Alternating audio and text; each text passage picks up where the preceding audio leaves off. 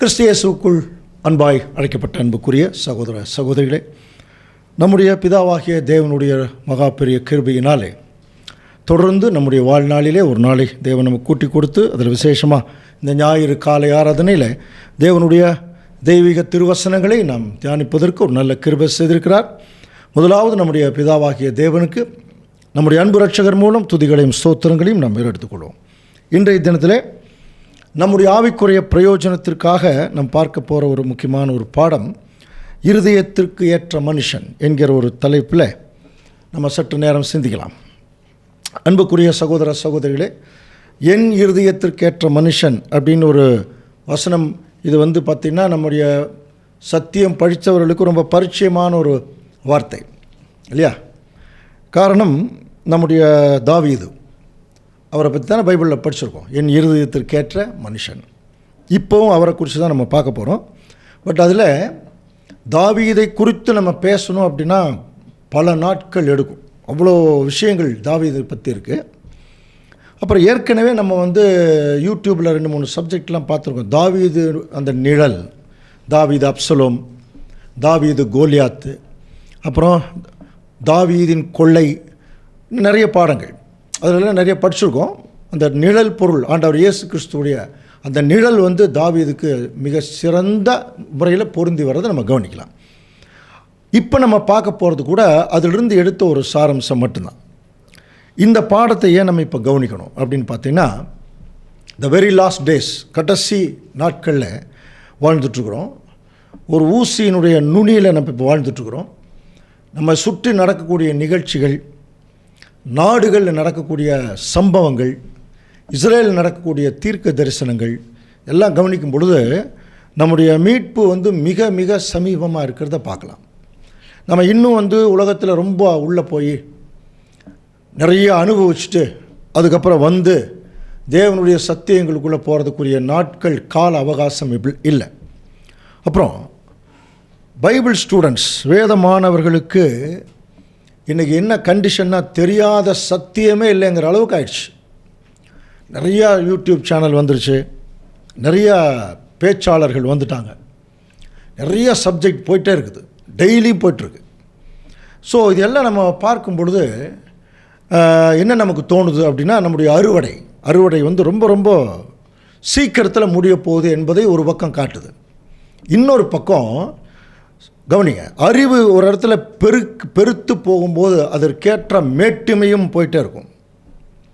ரொம்ப அதிகமாக படித்தவர்கள் கொஞ்சம் மேட்டிமையாக இருக்கக்கூடிய அந்த ஒரு பக்குவம் இல்லைன்னா மேட்டிமையாகக்கூடிய நிலைமைக்குள்ளே கூட போயிடக்கூடும். அந்த மாதிரி எல்லோரும் சூழ்நிலை இருக்கும்போது நம்முடைய சத்தியத்தில் இருக்கிற அநேக சகோதரர்கள் என்ன சொல்லுவாங்க அப்படின்னா, என்ன தீர்க்க தரிசனம் பார்த்து என்ன பண்ணுறது, என்ன பெரிய பெரிய தீர்க்க தரிசனங்கள், நிழல் பொருள் எல்லாமே பார்த்து என்ன பண்ணுறது, ஒரு மனுஷனுடைய குணம் சரியில்லையே, அப்போ நமக்கு இப்போ என்ன தேவை மனுஷனுக்கு, அதாவது திருச்சபையின் பிள்ளைகளுக்கு இப்போ என்ன அதிகமாக தேவைன்னா சத்திய அறிவு தேவை, அதில் எந்த டவுட்டுமே வேண்டாம், அது தேவனோடது. ஆனால் இப்போ மனுஷனுக்கு என்ன தேவைன்னா, தான் இருக்கிற நிலைமையிலிருந்து, ரொம்ப புரிகிற மாதிரி சொல்லட்டுமா, அவன் நல்லவனாக மாறணும், அவ்வளோதான். அவன் நல்லவனாக மாறணும். அப்படின்னா நல்லவங்க இல்லையா? பைபிளே நம்ம படிக்கிறோம் இல்லையா, நல்லவன் ஒருவனும் இல்லை, ஒருவனாகிலும் இல்லை, எல்லாரும் கெட்டு போனார்கள், நீதிமான் இல்லை, எல்லாம் படிக்கிறோம். அப்போ இப்படி ஒரு சூழ்நிலையில் ஒரு புது சிருஷ்டியாக தேவனுடைய பிள்ளைகள் தங்களுடைய வாழ்க்கையை இந்த பூமியில் நடத்தணும். கொஞ்ச நாள் ஆகும்போது அந்த அழைப்பு முடியுது இல்லையா? அந்த அழைப்பு முடியும் போது தான் தெரியும், அன்புக்குரிய சகோதர சகோதரர்களே, நம்ம எவ்வளோ அசட்டை பண்ணியிருக்கோம், எவ்வளோ மோசமான நிலைமையில் இருந்திருக்கோம், தேவனுடைய கர்த்தத்துவங்களை நம்ம எந்த அளவுக்கு மதிக்கலை அப்படிங்கிறது தெரிய வரும் பொழுது அந்த டேஞ்சருக்குள்ளே போவோம் இல்லையா? அப்போ ஒரு பயம், அந்த பயத்தை தவிர்க்கிறதுக்கு தேவன் என்ன செய்கிறாருன்னா, அநேக கேரக்டர் மூலம் இன்னும் சீக்கிரம் நீங்கள் கொஞ்சம் அப்படியே வாங்க அப்படின்னு சொல்லி தேவன் நம்மளை என்கரேஜ் பண்ணுறார். ஏன்னா நம்ம பைபிளை வாசிக்கிறோம், உலகத்தை நியாயந்தீர்ப்பீர்கள் என்று அறியீர்களா, படிச்சிருக்கோம் இல்லையா? அன்பு செலுத்துறதுல எக்ஸ்ட்ரீமாக இருக்கணும் தேவனுடைய பிள்ளைகள். எந்த அளவுக்கு எக்ஸ்ட்ரீமாக இருக்கணும், நம்முடைய சத்துருக்களையும் அவன் நேசிக்கிற அளவுக்கு எக்ஸ்ட்ரீமாக இருக்கணுமா? அப்படியெல்லாம் நம்மளால் இருக்க முடியறது இல்லையா? நம்மளால் சில நேரங்களில் நமக்கு விரும்பலினாலே நம்ம மற்றவர்களை தாக்க ஆரம்பிச்சிருவோம் அல்லது திட்ட ஆரம்பிச்சிருவோம். சில நேரத்தில் ரொம்ப அதிகமாக நம்ம கொடுமைப்படுத்த கூட ஆரம்பிப்போம். அந்த மாதிரிலாம் மனுஷனுடைய நிலைமை இருக்குது. அப்படி இருக்கிற போது ஒரு திருச்சபையின் பிள்ளைகள் அவங்களுக்கு ஏற்படுகிற சோதனையில், ஒரு பிரச்சனையில் அவங்க எப்படி ஆக்ட் பண்ணும் அப்படிங்கிறத தாவீது ரொம்ப அழகாக செய்து காமிப்பான். சச் அ சென்சிட்டிவ் கேரக்டர்னு சொல்லுவாங்க. ரொம்ப ஒரு அருமையான ஒரு மனுஷன். 2 தப்பு பண்ணார். ஒன்று பத்சேபாளுடைய விஷயத்தில், அது பலவீனம். இன்னொன்று தன்னுடைய படைகளை எண்ணுவதில், அது மேட்டிமை. மனுஷனுக்கு இது 2 தான் அதிகமாக வருமா? ஒன்று பலவீனம், இன்னொன்று மேட்டிமை. 2க்குமே தண்டனை வாங்கினார். தண்டனை வாங்கினது மட்டும் இல்லை, அதை பாவ அறிக்கையாக அவர் எல்லாரும் முன்னாடி அறிக்கையிட்டார். அதுக்கப்புறம் அதை செய்யலை. இது ரொம்ப முக்கியம். ஸோ தாவீது ஏன் இருதயத்திற்கேற்ற மனுஷன்னு தேவன் சொன்னாருங்கிறதுக்கு நிறைய காரணங்கள் உண்டு. அதில் இது ரொம்ப முக்கியமான காரணம். இப்போ ஏன் அதை சொன்னேன்னா, அதை பற்றி நம்ம இப்போ பார்க்க போகிறதில்ல. இன்னும் தாவீதுகிட்ட நிறைய நல்ல கேரக்டர் இருக்குது. அது ஒவ்வொரு சம்பவத்தில் நம்ம வெளிப்படுத்துறதை கவனிக்கலாம். வேறு சப்ஜெக்டில் கூட நம்ம பார்த்துருக்கலாம். ஒரு முறை தாவீது தான் பெற்ற மகன் அப்சலோம் ரொம்ப நேசிச்சிட்டார். ஆனால் அவர் தனக்கு ஆப்போசிட்டாக ஒரு பெரிய குரூப்பை சேர்த்தி தான் உட்கார்ந்த அரண்மனையில் இவர் போய் ராஜாவாக உட்கார்ந்து இன்னும் பெரிய தப்பு என்ன பண்ணுறார் தெரியுமா? ராஜாவுடைய மனைவிகளிடத்தில் பிரவேசிக்கிறார். எவ்வளோ மோசமான ஒரு விஷயம் பாருங்க. அப்போது தாவீது மிகவும் மனசொடிஞ்சு போய் தன்னுடைய அரண்மனையை விட்டு அவர் கால்நடையாக ரொம்ப சோகத்தோடு போகிறார். அப்படி போகும்போது தாவீதை நேசித்தாங்க பாருங்கள் அவருடைய ஜனங்கள் நிறைய பேர். அவரவர்கள் வீட்டை விட்டு வெளியே வர்றாங்க. ரொம்ப ஆச்சரியமான ஒரு விஷயம். ஒரு ராஜா தன்னுடைய வீட்டை விட்டு வெளியே வனாந்தரத்தில் நடந்து போகிறார்.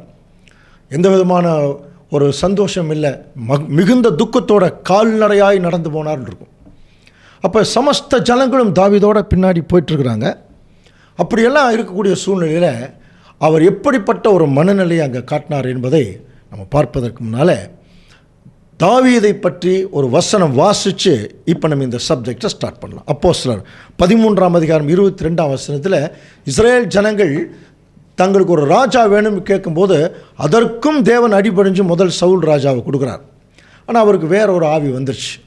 அதனால் தேவன் அடுத்த ஆப்ஷன் கொடுக்குறார் பாருங்க. வாசிக்கலாம். அப்போஸ்தலர் 13:22. பின்பு அவர் அவனை தள்ளி தாவீதை ராஜாவாக அவர்களுக்கு ஏற்படுத்தி, ஈசாயின் குமாரனாகிய தாவீதை என் இருதயத்துக்கு ஏற்றவனாக கண்டேன். எப்படி ஆரம்பிக்கிறார் பாருங்க. ஈசாயின் குமாரனாகிய தாவீதை என் இருதயத்திற்கு ஏற்றவனாக கண்டேன். எனக்கு சித்தமானவைகள் எல்லாம் அவன் செய்வான் என்று அவனை குறித்து சாட்சியும் கொடுத்தார். 2 விஷயம் கவனிக்கலாம். என் இருதயத்திற்கு ஏற்ற, என் மனசுக்கு ரொம்ப பிடித்தவன் அப்படின்னு அர்த்தம். நம்முடைய லைஃப்லேயே நிறைய பேர், எல்லோரும் நம்ம லைஃப்பில் நிறைய பேர் வருவாங்க. சொந்தக்காரு, சபையார், அப்புறம் நண்பர்கள் எல்லாம் வருவாங்க. ஆனால் ஒரு சிலரை மட்டும்தான் நமக்கு பிடிக்கும். காரணம் என்ன? நம்ம கூட அந்த ஒத்து போயிடும். அந்த ஒரு குணம் அல்லது ஒரு கேரக்டர், ஆட்டிடியூட், அந்த செயல்பாடுகள் ஒத்துப்போகும். அப்படி ஒத்து போகும்போது அவர்களை நமக்கு நல்லா பிடிக்கும் இல்லையா? அந்த மாதிரி தேவனுக்கென்று ஒரு செயல்பாடு, அந்த செயல்பாட்டுக்கு தாவீதுடைய மைண்டு ஒத்து போகுதான். அதனால தான் அவர் சொல்கிறார் என் இருதயத்திற்கு ஏற்ற மனுஷன். 2வது, நான் எனக்கு என்ன விருப்பமோ அதை செய்வான். அப்போ நம்ம இன்னொரு கேள்வி கேட்கலாம். அப்போ பத்சேபாளுடைய விஷயத்துலையும் அந்த விருப்பம் அதுதான். அது ஒரு பலவீனத்தில் வரனாயிட்டார். கொஞ்சம் அப்படி தவறினார், மேட்டி மேலே தவறினார். தவறிட்டு அப்படியே போயிடல, திரும்ப வந்துட்டார் லைனுக்குள்ளே. எப்படி வந்தார்? அவர் அதை உணர்ந்தார். தன் செய்த தவறை அவர் உணர்றார், அதற்காக வருந்துறார், அதற்கான தண்டனையும் தேவன்கிட்ட மனப்பூர்வமாக வாங்கினார். அதுக்கப்புறம் அதை செய்யலை. அதுதான். ஏன்னா இன்றைக்கி மனுஷன் எல்லாருமே பாவிகள், கட்டாயமாக எல்லோரும் பாவம் செய்கிறவங்க தான். நம்ம சத்தியத்துக்குள்ளே வந்தபோது கூட சில நேரத்தில் சந்தர்ப்ப சூழ்நிலைகள் வரும், சில நேரத்தில் பலவீனம் ஆகிடும், சில நேரத்தில் மேட்டிமை ஆகிடும், பல சந்தர்ப்பங்கள் வரும். தவறி போய் கூட சில தவறுகள் நம்ம செய்கிறதுக்கான வாய்ப்பு உண்டு. ஸோ அப்படியெல்லாம் இருக்கும்போது அவைகளை தொடர்ந்து செய்யாதபடிக்கு தேவனுடைய பிள்ளைகள் என்ன செய்யணும்? அதை தேவனிடத்தில் அறிக்கையிட்டு திரும்பவும் தேவனோட ஒப்புரவாகிற ஒரு மைண்டு. அதுதான் அங்கே தாவீது ஒப்புரமாக இருக்க ரொம்ப ஆசைப்பட்டாராம். எங்கே கடைசியில் பார்க்கலான்னா, தேவனுக்கென்று ஒரு ஆலயத்தை நம்ம கட்டணும் அப்படின்னு சொல்லி அவர் நினச்ச ஒரு விஷயம் இருக்கு இல்லையா. அவர் ராஜாவாய் அப்படியே உட்கார்ந்தார். அதுலேயும் சில தவறுகள் வந்தது. பட் இருந்தால் கூட அவருடைய இருதயத்தின் ஆழத்தில் இந்த சிந்தனையெல்லாம் இருந்ததுனால தேவனோட அவர் ஒத்து போகிற ஒரு மனநிலையில் இருக்கார். அதனால தான் சொல்கிறேன், என் இருதயத்திற்கேற்ற மனுஷன். சரி, எப்படி தேவனோட ஒத்து போகிற மனநிலை? இப்போ நம்ம ஒரு சில இன்சிடென்ட்டெல்லாம் பார்க்கலாம். எப்படி ஒத்து போகுதுன்னு பாருங்கள். தேவனை பற்றி நம்ம படிக்கிறோம். நம்முடைய பிதாவாகிய தேவன் அப்பா, அவர் இரக்கமும் உருக்கமும் நீடிய சாந்தமும் மிகுந்த கிருபையும் உள்ளவர். அவர் என்றைக்கும் கோபம் கொண்டிருக்கிறார். நம்முடைய பாவங்களுக்கு தக்கபடி நமக்கு செய்யாமலும் நம்முடைய அக்கிரமுக்கு தக்கபடி நமக்கு சரி கட்டாமல் இருக்கிறார். 103ஆம் சங்கீதத்தில் வாசிக்கிறோம். பூமிக்கு வானம் எவ்வளவு உயரமோ அவ்வளவு கிருபை இருக்குது. மேற்குக்கும் கிழக்குக்கும் எவ்வளவு தூரமோ அந்த அளவுக்கு நம்முடைய பாவத்தை நம்மளை விட்டு விலக்கிட்டார். ஸோ இப்படியெல்லாம் பிதாவாகிய தேவனை குறித்து நம்ம படிச்சுக்கிட்டே இருக்க வேண்டியதான். அந்த அளவுக்கு அவருடைய கேரக்டர் நம்ம பார்க்கலாம். அப்படிப்பட்ட ஒரு கேரக்டரை இப்போ தன் படைத்த மனுஷனுக்கு அவர் வைக்கிறார் உள்ள. ஒரு சில நேரத்தில் இந்த கேரக்டர் ஒர்க் ஆகுது, ஒரு சில நேரத்தில் சைத்தான் உள்ள பூந்துடுறான் இல்லையா. ஸோ அது அனுமதிக்கக்கூடாது. அப்போ அப்படிப்பட்ட சூழ்நிலையில் ஒரு தேவ குணலட்சணம் தாவீதுக்கு எப்படி இருந்ததுங்கிறத ஒரு 2-3 இன்சிடென்ட் தான். நிறைய பார்க்கலாம். பட் இப்போதைக்கு நமக்கு தேவையான சில குணலட்சணங்கள் இந்த கடைசி காலத்தில் அதில் கவனிக்கும் போது, ஏற்கனவே சொன்னேன் இல்லையா, தன்னுடைய மகன் அப்சலோமின் நிமித்தமாக அவர் தன்னுடைய ராஜ்ய பாரத்தை விட்டு அவர் நடந்து போகிறார். கால்நடையாக நடந்து போகும்போது அவரோட நிறைய வீரர்கள் வர்றாங்க. கவனிக்கிறீங்களா? நிறைய வீரர்கள் வர்றாங்க. அவர் நடந்து போயிட்டுருக்கார். அப்போது சவுலுடைய ஒரு சொந்தக்காரன், உங்களுக்கு அது தெரியும்னு நினைக்கிறேன் இல்லையா, சீமை, பயங்கரமான கோபத்தோடு பாருங்கள். 2 சாமுவேல் புஸ்தகம் 16ஆம் அதிகாரம் 6ஆம் வசனம் பாருங்கள். சகல ஜனங்களும் சகல பலசாலிகளும் தாவீதின் வலப்புறமாகவும் இடதுபுறமாகவும் நடக்கையில் தாவீதின் மேலும் தாவீதுடைய ராஜாவுடைய சகல ஊழியக்காரர் மேலும் அந்த சீமேயி கற்களை எறிந்தான். பாருங்கள், ராஜா மேலே மட்டும் இல்லை, அவ்வளோ படை வீரர்கள் போயிட்டுருக்கான். அப்புறம் கல்லெறிகிறது மட்டும் இல்லை, சீமேயி அவனை தூஷித்து இரத்தப்பிரியனே, பிசாசின் மகனே, தொலைஞ்சு போ அப்படி சொல்லி அத்தனை ஜனங்களுக்கு முன்னாடி கொஞ்சம் கூட பயம் இல்லை. கவனிக்கிறீங்களா? அப்போ எவ்வளோ தைரியம் இருந்திருக்கும். அப்போது அவன் திருப்பி என்ன சொல்லும்போது, சவுலின் ஸ்தலத்திலே ராஜாவான உண்மையில் கர்த்தர் சவுல் வீட்டாரின் இரத்தப்பழியை எல்லாம் திரும்ப பண்ணினார், அதனால தான் இப்படி போயிட்டுருக்கேன் அந்த மாதிரி சொல்கிறார். கர்த்தர் ராஜ்ய பாரத்தை உன் குமாரனாகி அப்சலோமின் கையில் ஒப்பு கொடுத்தார். இப்பொழுதும் இதோ உன் அக்கிரமத்தின் அகப்பட்டாய், இரத்தப்பிரியனான மனுஷன் என்று சொல்லி அவன் ரொம்ப பயங்கரமாக திட்டுறான், கல்லெடுத்து எறிகிறான். அப்போது தாவீதுடைய ஒரு படைத்தளபதி, சீஃப் கமாண்டர் அபிசாய், யோவாபோடு இருந்தவர், அவர் சொல்கிறார், இவன் செத்து போன ஒரு நாய் மாதிரி நம்ம முன்னாடி இருக்கான், இவனை சொன்னீங்கன்னா அவனை இப்போவே அவனை கொன்னுடுறோம் அப்படின்னு சொல்லி அங்கே சொல்லும்போது தாவீது சொன்ன வார்த்தையை நாம் ஞாபகம் வைக்கலாம். அது மட்டும் இல்லை அன்புக்குரிய சகோதர சகோதரி, தாவீதை சுற்றிலுமே ஒரு 2 லேயரில் பாதுகாப்பு படை இருப்பாங்க. பிளேத்தியர்னு சொல்லி 2 வகுப்பார். ஒரு பக்கம் ஒரு லேயர், அடுத்த பக்கம். இப்போல்லாம் பெரிய பாதுகாப்பு படையில் சொல்கிறாங்க இல்லையா, அந்த மாதிரி தாவீதுக்கு ஒரு பெரிய பாதுகாப்பு படையாது. அத்தனை ஜனங்களுக்கு முன்னாடி அவன் அப்படி தூஷிக்கும் போது நம்மளால் என்ன சொல்லியிருப்போம், அந்த அபிசாய் இவனை கொண்டு போட்டுமான்னு கேட்கும்போது முதல்ல அதை செய் அப்படின்ட்டு இருப்போம் இல்லையா.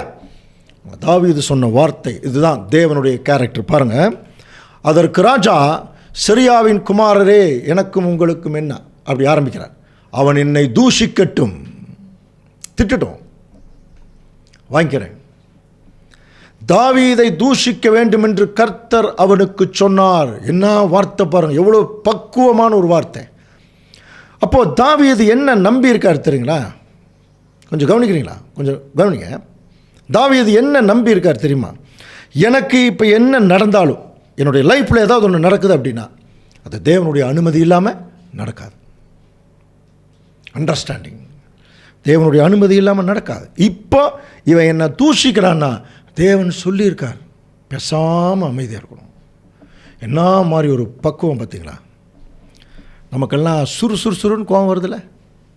சின்ன சின்ன விஷயங்கள் கூட ஒருத்தர் பேசுகிறத நம்மளால் தாங்க முடியறதில்ல. இதெல்லாம் கம்ப்ளீட்டாக எடுக்கணும் தேவனுடைய பிள்ளைகள். சின்ன சின்ன விஷயத்தில் கூட நம்ம நீடிய பொறுமையை காட்டணும். புரியுதுங்களா? ரொம்ப தாழ்மையான விஷயங்களை காட்டணும். இது திரும்ப திரும்ப சில பேர்லாம் அந்த சண்டை போடுவாங்க. ஒருத்தர் பேசினா அதுக்கு எப்படியாவது ஒரு மறு உத்தரவு பேசி ஆகணும். இது அப்சல்யூட் பிசாசினுடைய குணம். தயவு செய்து யாரும் பண்ணிடக்கூடாது, அப்படி பண்ணவே கூடாது. ஆர்கியூமெண்ட்டே பண்ணிடக்கூடாது. அன்புக்குரிய சகோதர சகோதரி, விவாதம் எழும்பும் முன் அதை விட்டுவிடு, அவ்வளோதான். மேலே அப்பா பார்க்குறார், அவர் பழி வாங்கின எப்படி இருக்கும் திங்க் பண்ணி பாருங்கள். நாம நியாயவான்களாக இருந்தால் தேவன் நமக்காக போராடுவான். இதுதாங்க தாவீது. இது யுத்தம் கர்த்தருடையது. கோலியாத் அடிக்கும் போது அவர் சொன்ன வார்த்தை தான், யுத்தம் கர்த்தருடையது, அவர் பார்த்துக்குவார். அவர் அடித்தது சின்ன கல் தான். திங்க் பண்ணி பாருங்க, அவ்வளோ பெரிய வீரன் 100 கிலோ எடுத்துகிட்டு வரான். அவனுடைய ஆர்மர் ஃபுல்லாக 100 கிலோ கொண்டு வரக்கிட்ட ஒரே கல்லில் அடிச்சிருக்காருன்னா அப்போ யுத்தம் யாருடையது? கர்த்தருடையது இல்லையா? இப்போ தேவனுடைய பிள்ளைகள் இதை ஏன் ரொம்ப ஸ்ட்ராங்காக இப்போ சொல்ல வேண்டியதாக இருக்குன்னா, இன்றைக்கி இதில் தாங்க பிரச்சனையே, வாயில் தான் பிரச்சனை. சின்ன சின்ன விஷயங்களும் நம்மளால் பொறுத்து கொள்ள முடியாமல் பயங்கரமாக திட்டிடுறோம், ஏசிடுறோம், சண்டை போட்டுக்கிறோம் இல்லையா? இதை தவிர்த்திடணும். அது யார் அதிகமாக செய்திடக்கூடாது தெரியுங்களா? தேவனுடைய வசனத்தை சொல்லுகிற ஊழியக்காரர்கள் மிகுந்த சாந்த குணமுள்ள மாறிடும். அவர் பாருங்கள் எவ்வளோ பெரிய வீரன், சிங்கத்தை கிழிச்சவர், கரடியை கிழிச்சவர். இப்போ சொல்கிறார், அவன் என்னை தூசிக்கிட்டோம், வேண்டாம் விட்டுருங்க, தேவன் சொல்லியிருக்கார், அதனால் நான் அமைதியாக இருக்கேன். கவனிக்கிறீங்களா? இந்த கேரக்டர் யாருடைய கேரக்டருக்கு நிழல் தெரியுமா? நம்முடைய ஆண்டவர் இயேசு கிறிஸ்து. நமக்கு ஏற்கனவே தெரியும் அன்புக்குரிய சகோதர சகோதரிகளை, எப்படி தெரியுமா? அதாவது ஆண்டவர் இயேசு கிறிஸ்து தாவீதினுடைய ஹிஸ்டரியை ஃபுல்லாக எடுத்தீங்கன்னா கம்ப்ளீட்டாக கிறிஸ்துவுடைய அந்த ஒரு சுவிசேஷ யுகத்தில் கிறிஸ்துவும் அவருடைய சபை மக்களுக்கும் ஏற்படக்கூடிய துன்பங்கள் எல்லாத்துக்கும் இப்போ இந்த நடந்து போகிறது கூட அதனுடைய நிழல் தான். வனாந்தரத்தில் இப்போ நம்ம அப்படி தான் ஒரு வனாந்தர நிலைமையில் போயிட்டுருக்கிறோம். நம்மளை நிறைய பேர் தூஷிப்பாங்க, கல் எடுத்து வீசுவாங்க, கற்கள் என்கிற கல், அது நமக்கு புரியும் இல்லையா? நம்ம இதே போயிடணும். நம்முடைய ஆண்டவர் இயேசு கிறிஸ்து அவரை நிந்திக்கும் போது அவருக்கு இல்லாத ஒரு பிரஸ்டிஜான் பாருங்கள். அவர் என்ன செய்கிறார்? 1 பேதுரு 2ஆம் அதிகாரம் 21ஆம் வசனத்தில், இதற்காக நீங்கள் அழைக்கப்பட்டிருக்கிறீர்கள், ஏனெனில் கிறிஸ்துவும் உங்களுக்காக பாடுபட்டார். ரொம்ப முக்கியமாக கவனிக்கணும், இதெல்லாம் வசனம் நமக்கு தெரியும். நீங்கள் தம்முடைய அடிச்சுவடுகளை தொடர்ந்து வரும்படி உங்களுக்கு ஒரு மாதிரியை வைத்து போனார்.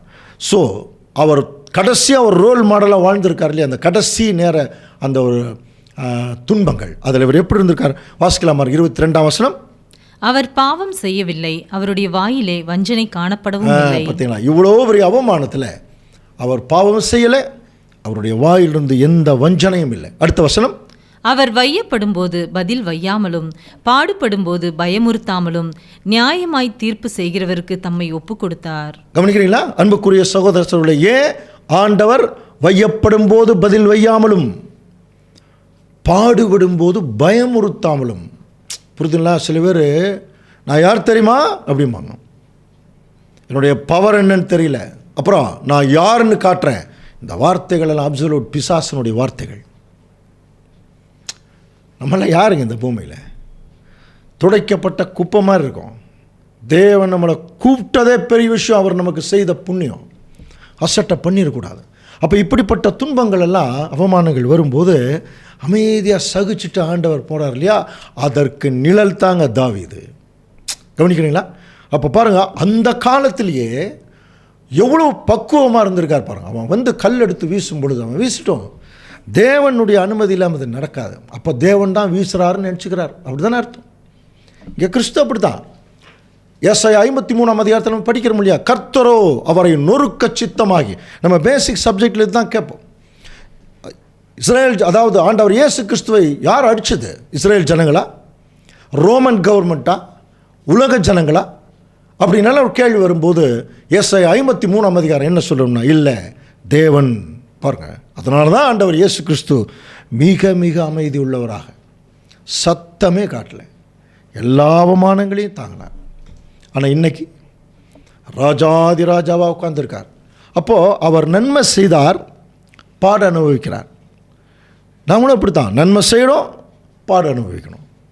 இப்படிப்பட்ட ஒரு மைண்டுக்குள்ளே வரும் பொழுது தேவன் நமக்கு என்ன ஒரு ஆறுதல் சொல்கிறார் தெரியுங்களா? 1 பேதுரு 3ஆம் அதிகாரம் 13ஆம் வசனம், நீங்கள் நன்மையை பின்பற்றுகிறவர்களானால் உங்களுக்கு தீமை செய்கிறவன் உங்களுக்கு யார் தீமை செய்ய முடியும்? நீங்கள் நன்மையை பின்பற்றிட்டீங்கன்னா உங்களுக்கு யார் தீமை செய்ய முடியும்?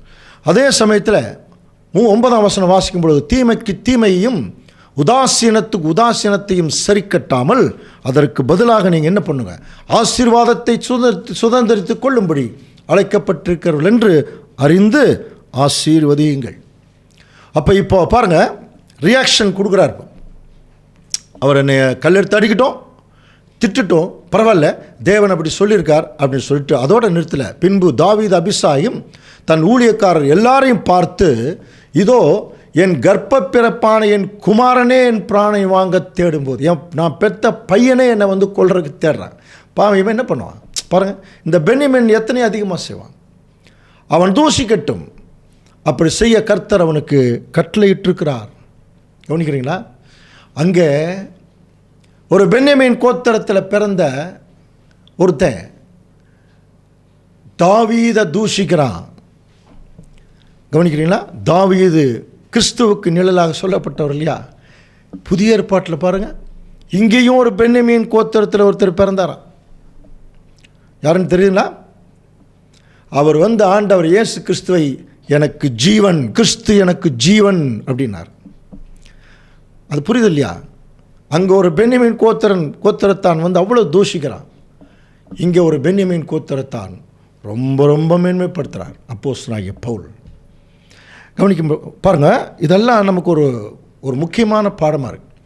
இப்போ இதை சொல்லி முடிச்சுட்டு 2 சாமுவேல் 16ஆம் அதிகாரம் 12ஆம் வசனத்தில், ஒருவேளை கர்த்தர் என் சிறுமையை பார்த்து இந்த நாளில் அவன் நிந்தித்த நிந்தனைகளுக்கு பதிலாக எனக்கு நன்மையை சரி கட்டுவார். இதுதாங்க அண்டர்ஸ்டாண்டிங். புரியுதுங்களா? அவன் என்னை திட்டட்டும், அவன் என்னை என்ன வேணாலும் பண்ணட்டும், ஆனால் தேவன் அப்படி சொல்லியிருக்காரு, அதனால தான் நான் அமைதியாக இருக்கேன். ஆனால் ஒருவேளை இதற்கு, இப்படிப்பட்ட நிந்தனைக்கு எனக்கு ஏதாவது ஒரு நன்மையை தேவன் செய்வார். இந்த பக்குவத்தில் இருக்கணும் அன்புக்குரிய சகோதர சொல்லி. நன்மை செஞ்சாரா? பின்னாடி ஹிஸ்ட்ரி பாருங்கள். மறுபடியும் தாவீது தன்னுடைய அரண்மனைக்கு ராஜாவாக போய் உட்காரும்போது முதல்ல வந்து காலில் விழுந்தது இவன் தான். இதே சீமை தான் காலில் வந்து விழுகிறான். அப்போ கூட தாவீது என்ன பண்ணுறார்? சரி, உள்ளே போட்டார். பாருங்கள், அப்போ இதுதான் கேரக்டர். இந்த கேரக்டர் நம்ம இல்லாமல் நம்ம என்ன சப்ஜெக்ட் பேசி என்ன பிரயோஜனம் இல்லையா? என்ன கேட்டு என்ன பிரயோஜனம்? என்ன கூட்டங்கள், பெரிய பெரிய நற்செய்தி கூட்டங்கள் நடத்துகிறோம், கன்வென்ஷன் கூட்டம் எல்லாமே நடத்துகிறோம், ஆனால் இந்த கேரக்டர் இருக்கணும் இல்லையா? தன்னை நிந்தித்தவர்களுக்கு பதில் அமைதியாக போய், சரி இது தேவனுடைய சித்தம் போல் இருக்கு அப்படின்னு சொல்லி, இந்த பக்குவம் இருக்கு இல்லையா? இந்த பக்குவம் அதிகமாக யார்கிட்ட வரணும்னா சபை மக்கள் மத்தியில் வரணும். ஆனால் இந்த பக்குவம் இல்லாதனால தான் நிறைய ஒருத்தர் குறை சொல்கிறது, சண்டை போடுறது, பிரிவினை இல்லையா, மார்க்க பேதங்கள், அதுக்கப்புறம் அப்படியே பிரிஞ்சு போகிறது. காரணமே பார்த்தீங்கன்னா இந்த மாதிரி ஒரு சகிப்புத்தன்மை இல்லாமல் போகிறது காரணத்தினால. அப்போ நம்ம என்ன செய்யணும்? முதல் தேவன் நம்முடைய அழைத்த அழைப்பிலேயே நம்ம உண்மையாக தேவனுக்கு நன்மை செய்கிறவங்களா இருந்தால் தேவன் நமக்கு என்ன செய்வாருங்கிறத நம்ம பலமுறை படிச்சிருக்கிறோம். ரோமர் 8:28 வாசிக்கலாம். ரோமர் 8ஆம் அதிகாரம் 28ஆம் வசனம். அன்றியும் அவருடைய தீர்மானத்தின்படி அழைக்கப்பட்டவர்களாய் தேவனிடத்தில் அன்பு கூறுகிறவர்களுக்கு சகலமும் நன்மைக்கு ஏதுவாக நடக்கிறது என்று அறிந்திருக்கிறோம். இது பலமுறை படிச்சிருக்கிறோம் இல்லையா? அவருடைய தீர்மானத்தின்படி அழைக்கப்பட்டவர்கள் நம்ம தான். தேவனிடத்தில் அன்பு கூறுகிறவர்கள், அது அழைக்கப்பட்டவர்கள். அதுக்கப்புறம் தெரிந்து கொள்ளப்பட்ட நிலைமைக்குள்ளே வரும், ஞானஸ்தானம் எடுத்து. அதுக்கப்புறம் அதில் உண்மையை காட்டுறோம் இல்லையா? அந்த உண்மையை காட்டக்கூடிய நிலைமை தான் அடுத்த வசனம். தேவனிடத்தில் அன்பு கூறுகிறவர்கள் தான் தேவனிடத்தில் உண்மையாக இருப்பான் இல்லையா? ஸோ அதைத்தான் இங்கே சொல்கிறார். அப்படி அன்பு கூறுகிறவர்களுக்கு சகலமும் நன்மைக்கு ஏதுவா, நன்மையாக நடக்குதுன்னு சொல்லலை, நன்மைக்கு ஏதுவா. அப்படின்னு என்ன அர்த்தம்? இன்றைக்கி ஒரு கஷ்டம் இருக்கும், அதில் நன்மையும் இருக்கும் தீமையும் இருக்கும். சில தீமைகள் நமக்கு வர்ற மாதிரி இருக்கும், ஆனால் அது நம்மளை ஒன்றுமே பண்ணாது. தாவீது அங்கே ஒரு நல்ல கேரக்டர் காட்டினார். இப்போ என்னாச்சு? அவன் வந்து காலில் விழுகிறான். இதே மாதிரி தான் அன்புக்குரிய சகோதர சூழல். நமக்கு யாரெல்லாம் அவமானப்படுத்துகிறார்கள், கஷ்டப்படுத்துகிறாங்க, எல்லாம் ரொம்ப வருத்தப்பட வேண்டியதில்லை. சரி, நமக்கு அது நடந்துருச்சா, ஓகே, நம்ம பொறுமையாக இருப்போம். அப்போது என்னைக்காவது ஒரு நாள் அவர்கள் புரிந்து கொள்வார் அப்படிங்கிற ஒரு நம்பிக்கையில் அப்போ தேவன் இதை செய்வார் கட்டாயமாக. அதனால தான் நமக்கு சொல்கிறார், நன்மைக்கு ஏதுவாக தான் நடக்குமா. நமக்கு எது நடந்தாலுமே இது எவ்வளோ ஒரு அருமையான ஒரு வாழ்க்கை பாருங்கள். மற்றவங்களுக்கெல்லாம் அந்த அண்டர்ஸ்டாண்டிங் இருக்காதுங்க. எனக்கு ஏன் இப்படி நடக்குது அப்படின்னு தெரியாமையே செத்து போயிட்டாங்க நிறைய பேர். எனக்கு மட்டும் ஏன் அப்படி நடக்குது அப்படின்னு தெரியாமையே செத்துட்டாங்க. நமக்கு அப்படி இல்லை. நம்ம உயிரோடு இருக்கும்போதே சில துன்பங்கள், அவமானம், பிரச்சனைகள், நிறைய இழப்புகள் எல்லாம் நம்ம வரும்போது நம்ம சோர்ந்து போயிட வேண்டாம். நன்மைக்கு ஏதுவாக தான் பின்னாடி அது கொஞ்சம் நாள் கழிச்சு தான் தெரியும். அப்போ அந்த அண்டர்ஸ்டாண்டிங்கை முதலே நம்ம வச்சுருக்கணும். அதுதான் பக்குவம். அந்த பக்குவம் அன்றைக்கி தாவீதுக்கு இருந்தது. பாருங்கள், இவர் இந்த மாதிரி நிந்தனைக்கு ஏதாவது ஒரு தேவன் எனக்கு நன்மையை சரி கட்டுவார். அதுதான் ஒத்து போகிறது. தேவன் கட்டாயமாக செஞ்சிருவார். அந்த ஒத்து போகிற மனநிலைக்கு வரும் பொழுது அவர் மறுபடியும் ராஜாவாக போகிறார். இந்த சீமை காலில் விழுகிறான். கேரக்டர் பார்த்தீங்களா? ஸோ இப்படி இருக்கணும் தேவனுடைய பிள்ளைகள். எல்லா சந்தர்ப்பத்திலையும் மிகவும் பொறுமை, பொறுத்து போகிறது, சகிச்சு போகிறது, இதெல்லாமே இருக்கணும். தாவீது சாதாரண ஆள் இல்லைங்க, பெரிய வீரன். அவர் வைராக்கியம் உள்ளவர். சிங்கத்தை கிழிக்கிறான்னு எவ்வளோ பவர் தேவன் அவருக்கு கொடுத்துருக்க வேணும் இல்லையா? ஆனால் அவர் இப்போ பாருங்கள், அவன் ஒரே ஒரு மனுஷன் கல் எடுத்து அடிக்கும்போது எவ்வளோ அருமையான பக்குவம். இதெல்லாம் நமக்கு ஒரு பாடம் அன்புக்குரிய சகோதர சகோதரி. நிறைய பேர் நம்ம மேலே கல் வீசுவாங்க, வலிக்கும். ஆனால் நம்முடைய பார்வை தேவனிடத்தில் இருக்கணும், வீசுகிறவங்க மேலே இருக்கக்கூடாது. அதுதான் ப்ராப்ளமே என்னென்னா, கல் வீசுகிறவங்க மேலேயும் ஏசுகிறவர்கள் மேலேயும் நம்ம அதிகமாக கவனம் செலுத்துகிறோம். அதில் தான் நமக்கு நிறைய பயங்கரமாக வருத்தங்கள், துன்பங்கள், வைராக்கியம், கோபம் வந்துடுது. ஆனால் அப்படி இருக்கக்கூடாது. அந்த நேரத்தில் நம்ம யாரை பார்க்கணும்னா, நம்மை படைத்த தேவன், நாம் அழைத்த அழைப்பு, ரெண்டையும் கனெக்ட் பண்ணோம். இதுக்கு தான் தேவன் நம்மளை கூப்பிட்டுருக்காரு. இதைத்தான் பேதுரு எழுதினார், இதற்காகவே நீங்கள் அழைக்கப்பட்டீர்கள் அப்படின்னார். ஓகே, அடுத்தது பார்த்தீங்கன்னா, ரெண்டாவது தாவீதுடைய கருணை உள்ளம். பாருங்க, என்ன மாதிரி ஒரு கருணை உள்ளம் தெரியுமா? இந்த மாதிரி ஒரு கஷ்ட காலத்தில் தாவீது கொஞ்சம் தண்ணீர் அவருக்கு தாகம் எடுக்குது. அப்போது பெலிஸ்தருடைய தாலயத்தில் அங்கே தான் தண்ணி இருக்குன்னு தகவல் கிடைக்குது. அப்போது இவர் தன்னுடைய தண்ணீர் தாகத்தை அவர் சொல்கிறார். கவனிக்கலாம் பாருங்கள். 2 சாமுவேல் 23:14 தாவீது ஒரு அரணான இடத்துல இருந்தான். அப்பொழுது பெலிஸ்தரின் தானியம் அங்கே பெத்லகேமில் இருந்தது. இப்போ என்ன ஆயிடுச்சு? 23:15 தாவீது பெத்லகேமின் ஒலிமுக வாசலில் இருக்கிற கிணற்றின் தண்ணீர் மேல் ஆவல் கொண்டு, பாருங்க, அந்த கொஞ்சம் தண்ணி குடிக்கணும்னு ஆசை, என் தாகத்திற்கு கொஞ்சம் தண்ணீர் கொண்டு வருகிறவன் யார் என்றான். பாருங்க, யாராவது தண்ணி கொண்டு வர்றீங்களான்னு கேட்கும்போது அவருடைய வீரர்கள், சுற்றி இருக்கிற வீரர்கள் ரொம்ப கஷ்டப்பட்டு, ஏன்னா அங்கே பார்த்தீங்கன்னா இவர்களை பார்த்தாலே கொன்றுவாங்க, அந்த மாதிரி பயங்கரமான ஆக்ரோஷமாக இருக்கக்கூடிய ஜனங்கள். அவர்கள் மத்தியில் ரொம்ப ரொம்ப கஷ்டப்பட்டு தாவீதுக்கு தண்ணீருடைய தாகத்தை தீர்க்கணுங்கிற ஒரே ஆவலில் தங்களுடைய உயிரையும் பணையும் வச்சு கொண்டு போய் தண்ணீர் எடுத்துகிட்டு வரான். ரொம்ப கஷ்டப்பட்டு எடுத்துகிட்டு வரான். ஒரு 3 பேர். கவனிக்கிறீங்களா? அப்படியே கொண்டு வரும்போது நாமளாக இருந்தால் என்ன பண்ணுவோம்? அப்படி இதெல்லாம் கம்பேர் பண்ணிக்கணும். ஓடி போய் வாங்கி அப்படியே கொடன்னு குடிச்சிடுவோம் இல்லையா? இன்னும் அவ்வளோ தாகம். தாவீது என்ன பண்ணார் தெரியுங்களா? இந்த மாதிரி பழைய ஏற்பாட்டில் சில நிகழ்ச்சிகளை நம்ம படிக்கிறதே இல்லை, படித்தோம்னா தான் தெரியும். பாருங்கள், அந்த 3 பராக்கிரமசாலிகளும் பெலிஸ்தரின் பாளையத்திலே துணிந்து புகுந்து போய், பாருங்கள், துணிஞ்சு புகுந்து போய் பெத்லகேமின் ஒலிமுக வாசல் இருக்கிற கிணற்றில் தண்ணீர் கொண்டு வந்தான். ஆனாலும் அவன் அதை குடிக்க மனதில்லாமல், பாருங்கள், இவ்வளோ தண்ணி தாகம் சொல்லி தான் எடுத்துகிட்டு வர்றாங்க, அதை குடிக்க மனதில்லாமல் கர்த்தருக்கென்று அப்படியே ஊற்றுறாரு அவங்க முன்னாடி. புரியுதுங்களா? அவங்க எப்படி இருந்திருக்கு திங்க் பண்ணி பாருங்கள். அப்படியே தண்ணி ஊற்றுறார் கீழே. ஊற்றிட்டு ஒரு வார்த்தை சொல்கிறார், கர்த்தாவே, தங்கள் பிராணனை எண்ணாமல், தங்கள் உயிரை கூட மதிக்காமல் போய் வந்த அந்த மனுஷரின் இரத்தத்தை குடிக்கும் இந்த செயல் எனக்கு தூரமாக இருப்பதாக. புரியுதுங்களா? என்று சொல்லி அதை குடிக்க மனதில்லாதிருந்தான். கவனிங்க, என்ன சொல்கிறார் தெரியுமா? உங்கள் உயிரை கூட மதிக்காமல் பணையை வச்சு தண்ணி உணர்ந்து கொடுத்துருக்கீங்க. இந்த தண்ணியை நான் இப்போ குடித்தேன்னா உங்கள் ரத்தத்தை குடிக்கிற மாதிரி. புரியுதுங்களா? தன்னோடு இருக்கிற தன்னுடைய பராக்கிரமசாலிகள் தான், வீரர்கள் தான், எவ்வளவு நேசிச்சிருக்கார் பாருங்க. தாவீதுடைய சென்சிட்டிவ் கேரக்டர் தான், ரொம்ப அன்பு செலுத்துறது. அதுலேயே அவருக்கு சில பலவீனம் வந்துடுது இல்லையா? ரொம்ப அன்பு செலுத்திட்டார் அவங்க மேலே. என்னங்க அவ்வளோ கஷ்டப்பட்டு தண்ணி கொண்டு வந்துருக்கோம், கொஞ்சமாவது குடிங்க அப்படிங்கிற ஒரு சூழ்நிலை வரும்போது நான் குடிக்க மாட்டேன், நீங்கள் ரத்தத்தை குடிக்கிற மாதிரி எவ்வளோ கஷ்டப்பட்டு எனக்கா நீங்கள் இப்போ தண்ணி பாருங்கள். தன்னுடைய அந்த சீஷர்கள், அந்த ஒரு சோல்ஜர்ஸு, அவங்கள எப்படி நேசிச்சிருக்கார் பாருங்க. கருணை. இப்போ சொல்லுங்கள், நம்ம சபையில் இந்த மாதிரிலாம் இருக்கா? சகோதரர்கள் இப்படி இருக்காங்களா? ஒருத்தருடைய கஷ்டத்தை மனப்பூர்வமாக புரிஞ்சுட்டு அதற்காக மனஸ்தாபப்பட்டு அதற்காக ஏதாவது ஒன்று செய்யலாம் அப்படின்னு நினைக்கிற அளவுக்கு யாராக இருக்காங்களா? சபையை வழி நடத்துகிற மூப்பர்களே சரியில்லைங்கிறாங்க.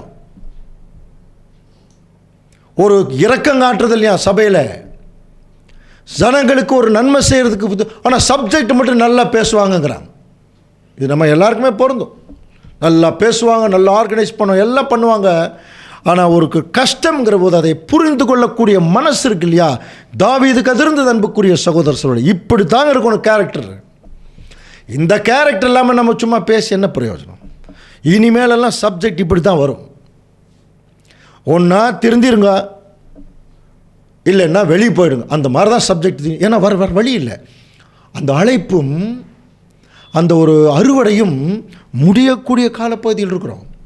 அப்படி நம்ம இருக்கும்போது நாம் இப்போ பாருங்கள், அவங்க எந்த அளவுக்கு தாவீதின் மேலே அன்பு செலுத்தியிருக்காங்க, தங்களுடைய தலைவர் மேலே. தாவீது தன்னுடைய சோல்ஜர்ஸ் மேலே பாருங்கள். இது ஆக்சுவலாக பார்த்தீங்கன்னா அவங்க அன்பு செலுத்த வேண்டியதில்லை. அவர் சொல்கிறது கீழ்ப்படிஞ்சிட்டு போயிடலாம். ஒரு ராஜாவுக்கு சோல்ஜர்ஸ்னா அன்பு செலுத்த வேண்டியது இல்லையே, கீழ்ப்படிஞ்சிட்டு போயிடலாம். ஆனால் பாருங்கள், அவங்க எந்த அளவுக்கு அந்த அன்பு செலுத்தியிருப்பாங்க. அதே தாங்க அவருடைய திருப்பி காட்டுறாரு பாருங்கள். அதுதான் மிகப்பெரிய ஒரு அன்பு. இந்த மாதிரி தான் இருக்கணும் திருச்சபையின் பிள்ளைகள். ஒருத்தருக்கு ஒருத்தர் கஷ்டம் என்ன பிரச்சனை முதல்ல உணரணும் ஃபஸ்ட்டு. அதுக்கப்புறம் அதுக்கு ஏதாவது செய்ய முடியுமா? புரியுதுங்களா? இப்படியெல்லாம் ஒரு மனிதர்கள். ஏன் அப்படின்னா, அங்கே தாவீது கொண்டு வந்த 3 பராக்கிரமசாலிகளை தன்னிலும் கொஞ்சம் மேலே நினச்சிருப்பார் இல்லைங்களா? காரணம் என்ன? இவங்க இவ்வளோ உயர பணையை வச்சு, இப்போ நான் என் பையன் சில தவறுகள் எல்லாம் பண்ணிட்டு போனால் கூட இவங்கெல்லாம் பாருங்கள், எனக்கு தண்ணி தாகுங்கிறதுக்காக இவ்வளோ ரிஸ்க் எடுத்திருக்காங்களே அப்படின்னு நினைக்கும்போது தன்னிலும் அவர்களை கொஞ்சம் மேன்மையாக நினைக்கிறார். நம்முடைய ஆண்டவர் இயேசு கிறிஸ்துவை நீங்கள் கம்பேர் பண்ணுங்கள். யோவான் 17ஆம் அதிகாரத்தில் என்னுடைய சபை சீஷர்கள் பரிசுத்தமாவதற்காக நான் என்னைத்தானே பரிசுத்தமாக்குகிறேன்ங்கிற ஒரு வார்த்தையை படிச்சிருக்கிறோம் இல்லையா?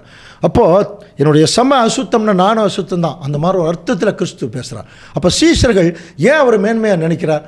மேன்மையாக நினச்சதுனால தான் காலை கழுவினார். கீழே குமிஞ்சு காலை கழுவுறார். காரணம் என்ன? அவங்கெல்லாம் எங்கள் அப்பாவுடைய பிள்ளைகள். இன்றைக்கி நம்மளும் அப்படி தான். நம்மளை சுற்றி இருக்கிற தேவனுடைய பிள்ளைகளை மதிக்கணும், ஃபஸ்ட்டு கனம் பண்ணணும், தங்களை விட மேன்மையானவர்களாக நினைக்கணும். இது ஒரு சூப்பர் நேச்சுரல் கேரக்டர். கவனிக்கிறீங்களா? இந்த கேரக்டர் இருக்கணும். பிலிப்பியருக்கு அப்போஸ்தலனாகிய பவுல் எழுதுகிற பாருங்க, ஒன்றையும் வாதினாலாவது வீண் பெருமையினாலாவது செய்யாமல். பார்த்தீங்களா? வாதம் பண்ணிடக்கூடாது, வீண் பெருமை பேசிடக்கூடாது. அப்புறம் மனத்தாழ்மையினாலே ஒருவருக்கொருவர் தங்களிலும் மேன்மையானவர்களாக எண்ணக்கடவுள். ஏதாவது ஒரு வகையில் ஒரு உண்மையான உச்சக்கட்ட ஊழியக்காரன் அப்படி தான் நினைப்பாரான்.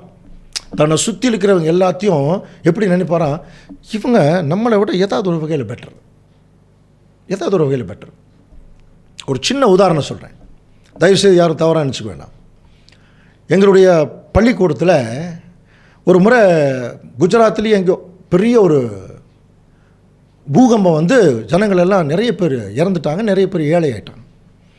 அப்போது அந்த டைமில் இருந்த ஒரு பிரைம் மினிஸ்டர் அவர் ஒரு அறிக்கை கொடுக்குறார். நம்ம குஜராத்தில் நம்முடைய இந்திய ஜனங்கள், நம்முடைய ஃபேமிலி அப்படி சொல்கிறார், கஷ்டப்படுறாங்க, உங்களால் முடிஞ்சதை நீங்கள் செய்யுங்க அப்படின்னு சொல்லும் பொழுது, அப்போது எங்களுடைய பள்ளியில் ஒரு ட்ரம்மை கொண்டு வந்து வச்சாங்க.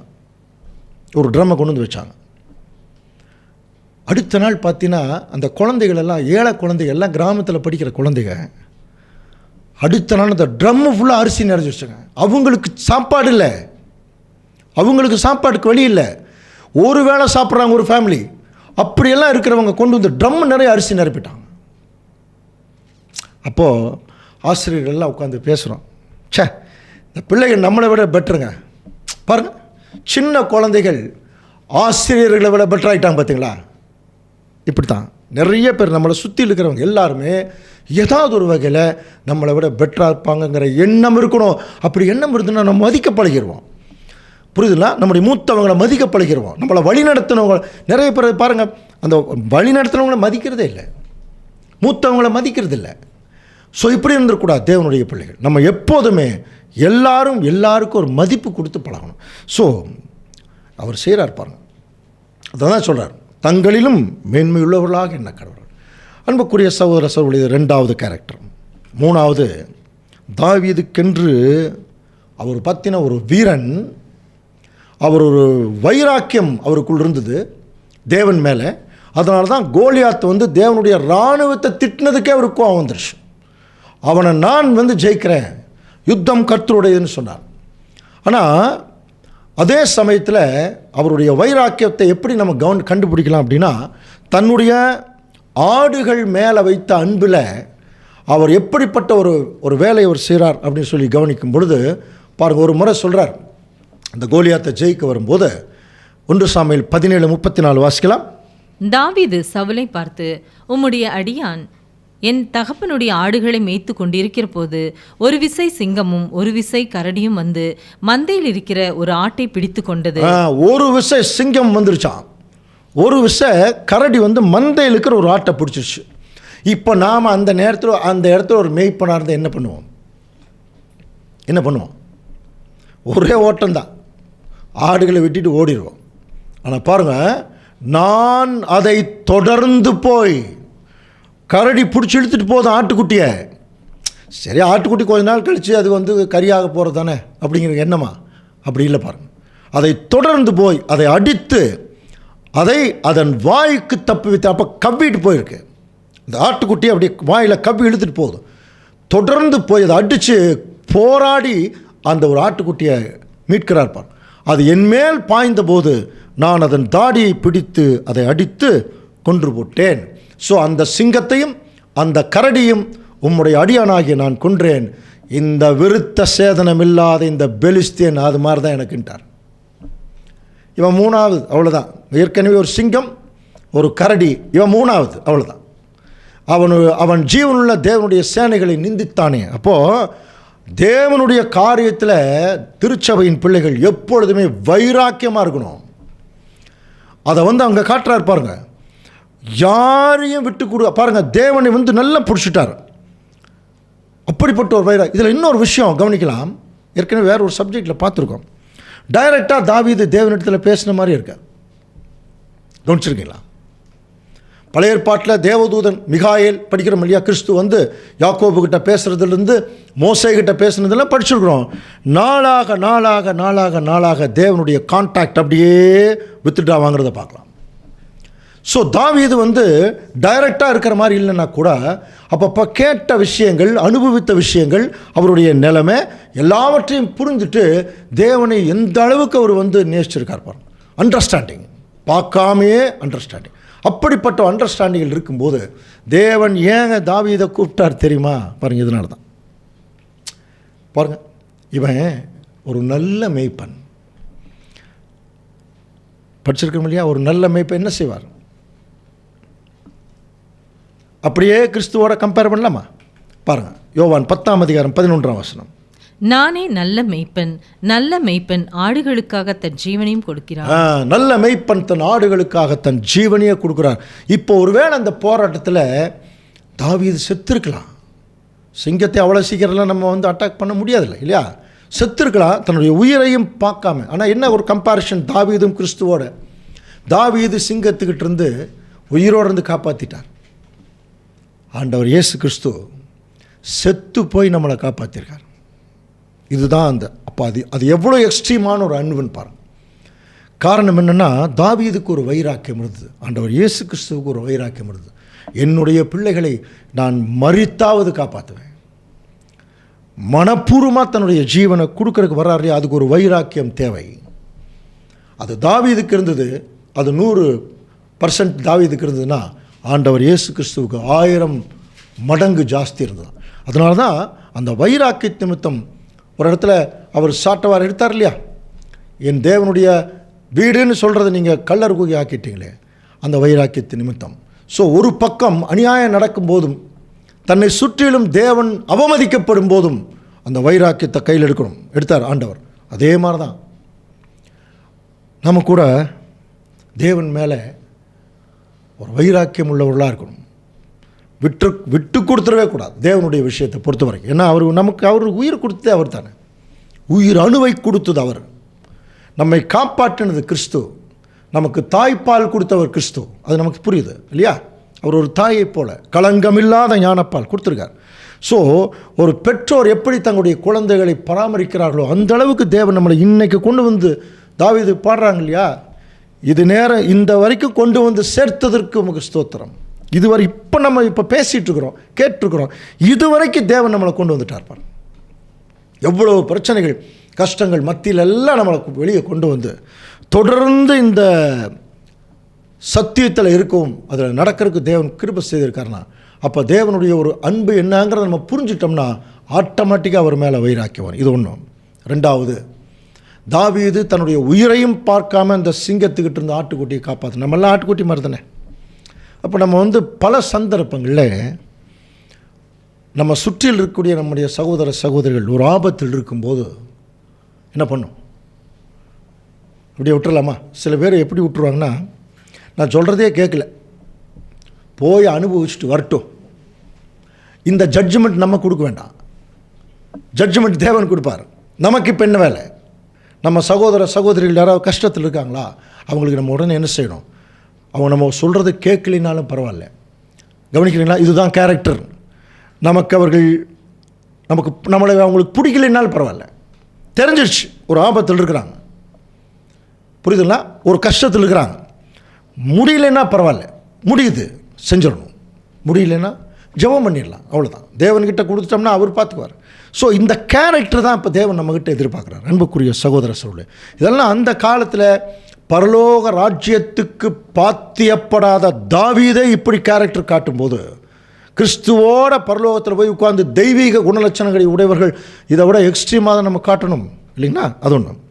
அடுத்தது, தாவீதுக்கு ஒரு பயம் இருந்துதான் தேவன் மேலே. அந்த பயத்தை எப்படி காட்டினார் தெரியுங்களா? ஒரு முறை சவுலை கொல்லுவதற்கு, சவுல் பல முறை தாவீதை கொல்றதுக்கு ஏற்பாடெல்லாம் பண்ணிட்டார். ஜோனத்தான் சப்ஜெக்டெல்லாம் படிச்சிருக்கோம் இல்லையா? தாவீது ஜோனத்தான் பாடங்கள் நம்ம படிச்சிருக்கோம். அதில் ஒரு முறை அவர் ரிலாக்ஸாக இருக்கும்போது அவரை கொல்றதுக்கு ஒரு வாய்ப்பு கிடைக்குது. அப்போ அதுவும் நமக்கு தெரிஞ்ச விஷயம் தான். பாருங்கள், வாசிக்கலாம். 1 சாமுவேல் 26ஆம் அதிகாரம் 9ஆம் வசனம். தாவீது அபிசாயை பார்த்து, அவரை கொல்லாதே, கர்த்தர் அபிஷேகம் பண்ணிவித்தவர் மேல் தன் கையை போட்டு குற்றமில்லாமல் போகிறவன் யார் என்று பாருங்க, கர்த்தர் அபிஷேகம் பண்ணுகிறவர் மேலே ஒருத்தன் கையை போட்டால் அவன் மேலே குற்றம் வந்துடும். பாருங்க, தேவன் அபிஷேகம் பண்ணினவர், அவன் மேலே என்ன பண்ணிடக்கூடாது? கை வச்சிடக்கூடாது. அதுக்கப்புறம் இன்னொரு விஷயம் கூட சொல்கிறார். பின்னும் தாவீது கர்த்தர் அவரை அடித்து, அப்படின்னா நான் அடிக்கக்கூடாது, அவர் அடிக்கட்டும், அல்லது அவர் காலம் அவர் மரித்து, பாருங்க, அவர் வயசாகி சாகினா பரவாயில்ல, தேவன் அடிச்சிட்டாருன்னா பரவாயில்ல. அடுத்தது, அல்லது அவர் யுத்தத்திற்கு போய் மாண்டாலுடைய, ஏதாவது யுத்தத்தில் போய் செத்தா பரவாயில்ல, நான் அடிக்கக்கூடாது. மற்றபடி அவர் எப்படி இருந்தாலும் அதை பற்றி கவலை இல்லை. பாருங்கள், நான் என் கையை கர்த்தர் அபிஷேகம் பண்ணிவித்தவர் மேல் போடாதபடிக்கு கர்த்தர் என்னை காக்க கடவர். புரியுதுங்களா? அவர் என்ன அண்டர்ஸ்டாண்டிங்? நான் கை அவர் மேலே வச்சேன்னா தேவன் என் மேலே கை வச்சுருவார். அதுதான், புரியுதுங்களா? அன்புக்குரிய சகோதர சகோதரிகளே, கொஞ்சம் கவனிங்க. இன்றைக்கி சபைகளில் நிறைய பிரச்சனை இப்படி தான் ஓடிட்டுருக்கு. உண்மையாக வேலை செய்கிறாங்க பாருங்கள், அவங்கள நிம்மதியாகவே இருக்க விட மாட்டாங்க. அவங்கள பற்றி அவதூறு சொல்கிறது, கொலை செய்கிறது, தவறாக பேசுகிறது, நிந்திக்கிறது, புரியுதுன்னா, கொண்டு போய் புதைக்கிற வரைக்கும் பண்ணிடுவாங்க எல்லாருமே. அதை நல்லாவே பார்ப்பாங்க, சத்தியத்தை கேட்க மாட்டாங்க. யாராவது பற்றி தவறாக சொன்னால் அதை நல்லா கேட்பாங்க எல்லாருமே, இல்லையா? ஒன்று மட்டும் நல்லா புரிஞ்சுக்கலாம், எந்த ஒரு உண்மையான ஊழியக்காரனும் இன்னொரு ஊழியக்காரன் மேலே பழி சொல்ல மாட்டான். ஏன் தெரியுமா? 2 பேருமே தேவனால் அழைக்கப்பட்டவர்கள், கர்த்தர் அபிஷேகம் பண்ணினவர். புரியுதுங்களா? நம்ம நிறைய சந்தர்ப்பங்களில் இந்த தவறை நம்ம செஞ்சிடறோம், ரொம்ப ஈஸியாக பண்ணிட்டு போயிடறோம், குற்றப்படுத்திட்டு போயிடுறோம். தேவன் ஒருத்தரை பயன்படுத்தலைன்னா அவங்களால பயன்படவே முடியாதுங்க. அன்புக்குரிய சகோதர சகோதரி, அதே சமயத்தில் நம்ம இன்னொரு தவறு கூட நிறைய பேர் செஞ்சிடறோம். நமக்கு மூத்த நிலைமையில் இருக்கிறாங்க இல்லையா, சில நேரத்தில் அவர்கள் நமக்கு கூட சில துரோகங்கள் செய்யலாம், கஷ்டங்கள் கொடுக்கலாம். கவனிக்கிறீங்களா? ஒருவேளை அது தேவனுடைய சித்தமாக இருந்ததுன்னா, தாவீது அப்படி புரிஞ்சுக்கிட்டார் இல்லையா? அந்த மாதிரி தான் நமக்கு மூத்த நிலைமையில் இருக்கிறவங்க கூட நமக்கு ஏதாவது சிரமம் கஷ்டம் கொடுத்தா கூட நம்ம என்ன பண்ணிடணும்? அமைதியாக போயிடணும். இங்கே தாவீது என்ன மாதிரி ஒரு தேவன் மேலே வைத்த மதிப்பை சவுல்கிட்ட காட்டுறார் பாருங்க. இவர் தேவனால் அபிஷேகம் பண்ணப்பட்டார். தப்பு தான், இவர்கிட்ட தவறான ஆவி வந்திருக்கு, ஆனால் நான் அடிக்க மாட்டேன், தேவன் பார்த்து விட்டோம் இல்லையா? இதுதான் ஒரு பயபக்தி. தேவன் மேலே இருக்கிற பயபக்தியை அவர் எப்படி காட்டுறார் பாருங்க. ஸோ இதெல்லாம் தான் அங்கே தாவீதுடைய சென்சிட்டிவான கேரக்டர். இப்போ அவர் வந்துட்டு போனதுக்கு ஒரு எவிடன்ஸ் கூட வச்சுட்டு போகிறார். புரியுதுங்களா?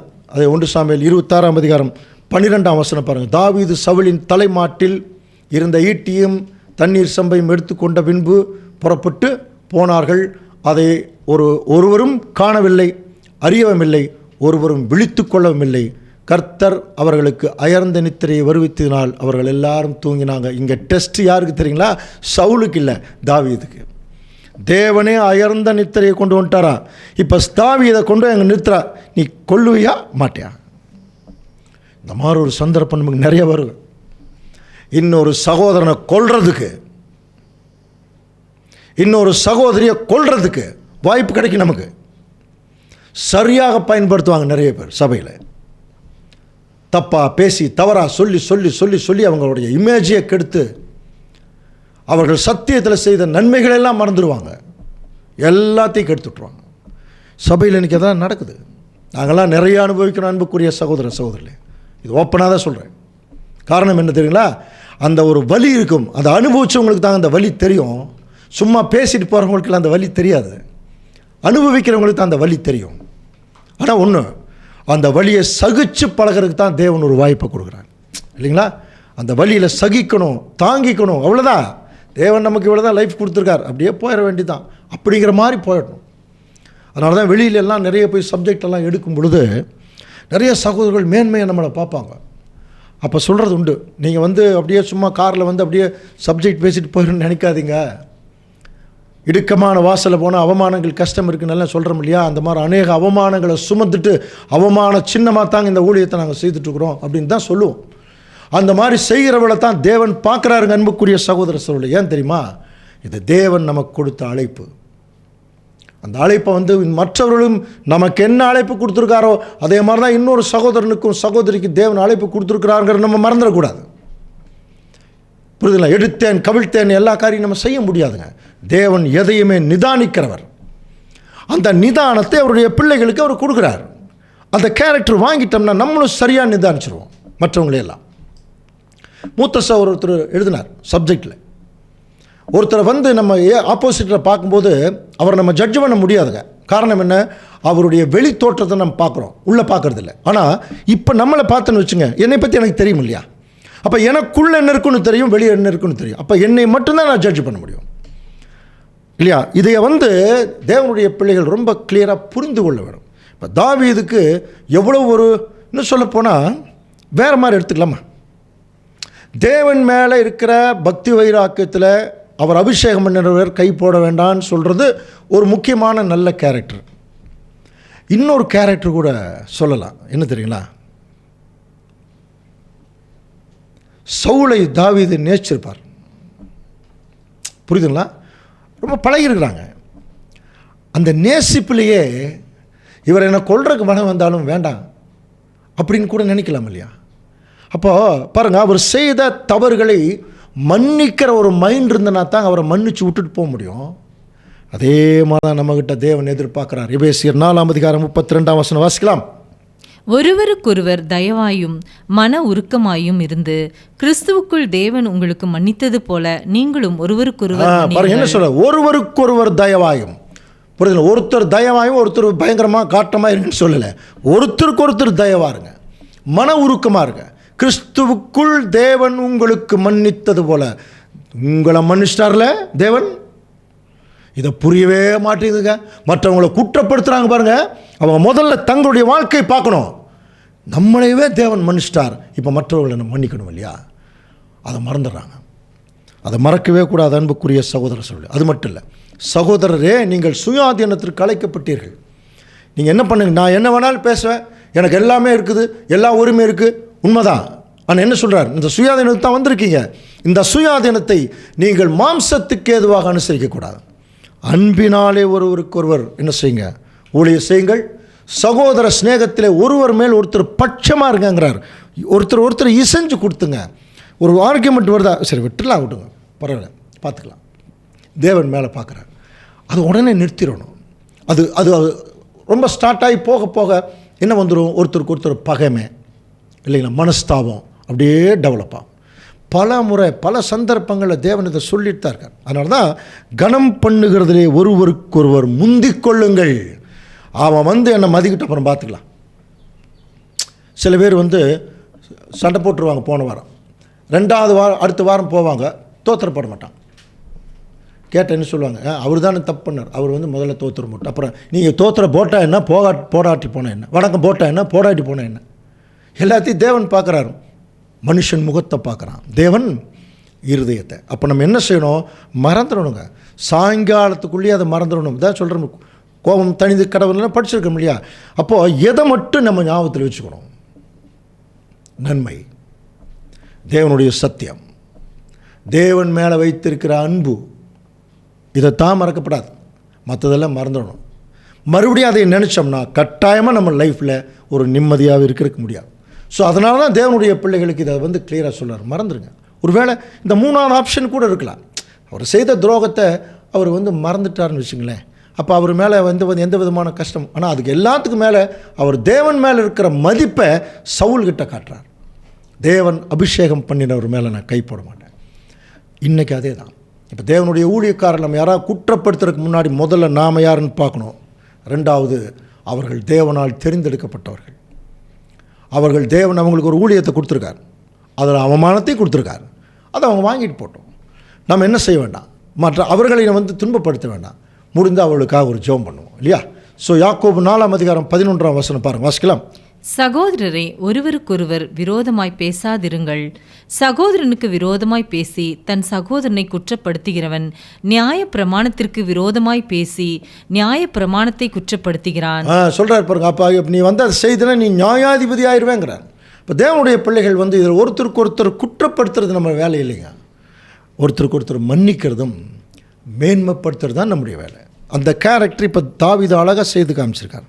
ஸோ அடுத்தது பார்த்தீங்கன்னா, தாவீதுக்கு எப்பொழுதுமே ஒருத்தர் நன்மை செஞ்சால் அல்லது தனக்கு ஏதாவது ஒரு காரியத்தில் ஒரு ஒரு ஒரு ஒத்து போயிட்டா அவர் அந்த நன்மை அதை வந்து மனசில் நினச்சி நன்றியோடு பார்ப்பாராம்.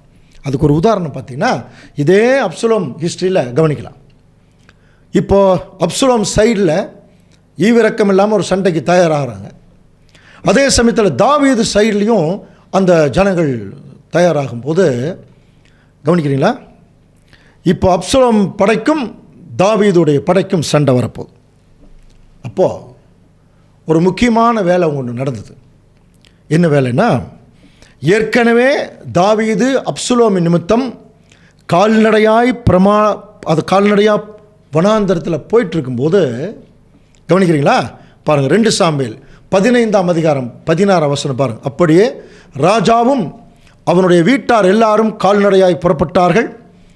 அதுக்கப்புறம் பார்த்தீங்கன்னா, ராஜாவும் சமஸ்த ஜனங்களும் கால்நடையாய் புறப்பட்டு ஒரு இடத்துல போகிறாங்க. அப்படி போகும்போது அவனுடைய ஊழியக்காரர் எல்லாரும் கிலேத்தியர் யாவரும் பிளேத்தியர் யாவரும், இவங்க தான் 2 பேர், 2 குரூப்பு. தாவீதுடைய 2 லேயர் பாதுகாப்பு படை சுற்றில் இருப்பாங்க. ஸோ இவங்கெல்லாம் அவன் பக்கத்தில் நடந்து போனார்கள். அப்புறம் அந்த டைமில் காத்தூரிலிருந்து கால்நடையாக வந்திருந்த 600 பேர் ஆகிய கித்தியர் எல்லாரும் அவருக்கு முன்பாக. அப்போது ஒவ்வொரு ஊர்லேருந்தும் இந்த நியூஸ் கேள்விப்பட்டு அவங்கவுங்க வீட்டை விட்டு வெளியே வர்றாங்க, தாவீதோட அந்த கஷ்டத்தை அனுபவிக்கிறது. அப்போது பாருங்கள், அப்பொழுது கித்தியனாகிய ஈத்தாய் அப்படின்னு ஒருத்தர் வரார். ஒரு யூத் ஸ்டேஜ் தான், இப்போ தான் பாருங்கள் அவர் வரார்.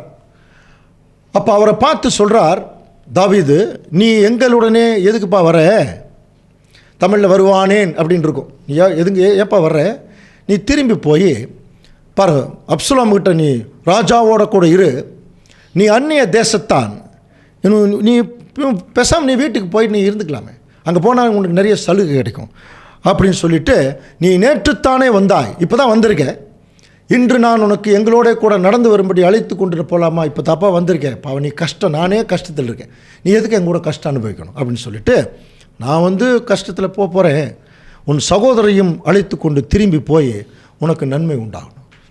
இது எப்படி சொல்லலான்னா, நீ ரொம்ப இப்போ தாப்பா வந்திருக்க, இன்னும் வாழ்க்கையவே நான் அனுபவிக்கலை, இப்போ தான் வர்றேன், இப்போ நான் கஷ்டத்துக்குள்ளே போகிறேன், இப்போ நீ திரும்பி அங்கே ராஜா கிட்ட போனீங்கன்னா உனக்கு நிறைய சலுகை எல்லாம் கிடைக்கும், நீ போயிடுப்பா, நீ விரும்பினா போயிட்டு அப்படின்னு சொல்லும்போது, அந்த கித்தியனாகிய ஈத்தாய் சொன்ன வார்த்தையை கொஞ்சம் கவனிங்க. 2 சாமுவேல் 15:21. ஆனாலும் ஈத்தாய் ராஜாவுக்கு பிரதியுத்தரமாக, ராஜாவாகிய என் ஆண்டவன் எங்கே இருப்பாரோ அங்கே உமது அடியேனும் செத்தாலும் பிழைத்தாலும் இருப்பேன் என்று. வார்த்தை பார்த்தீங்களா?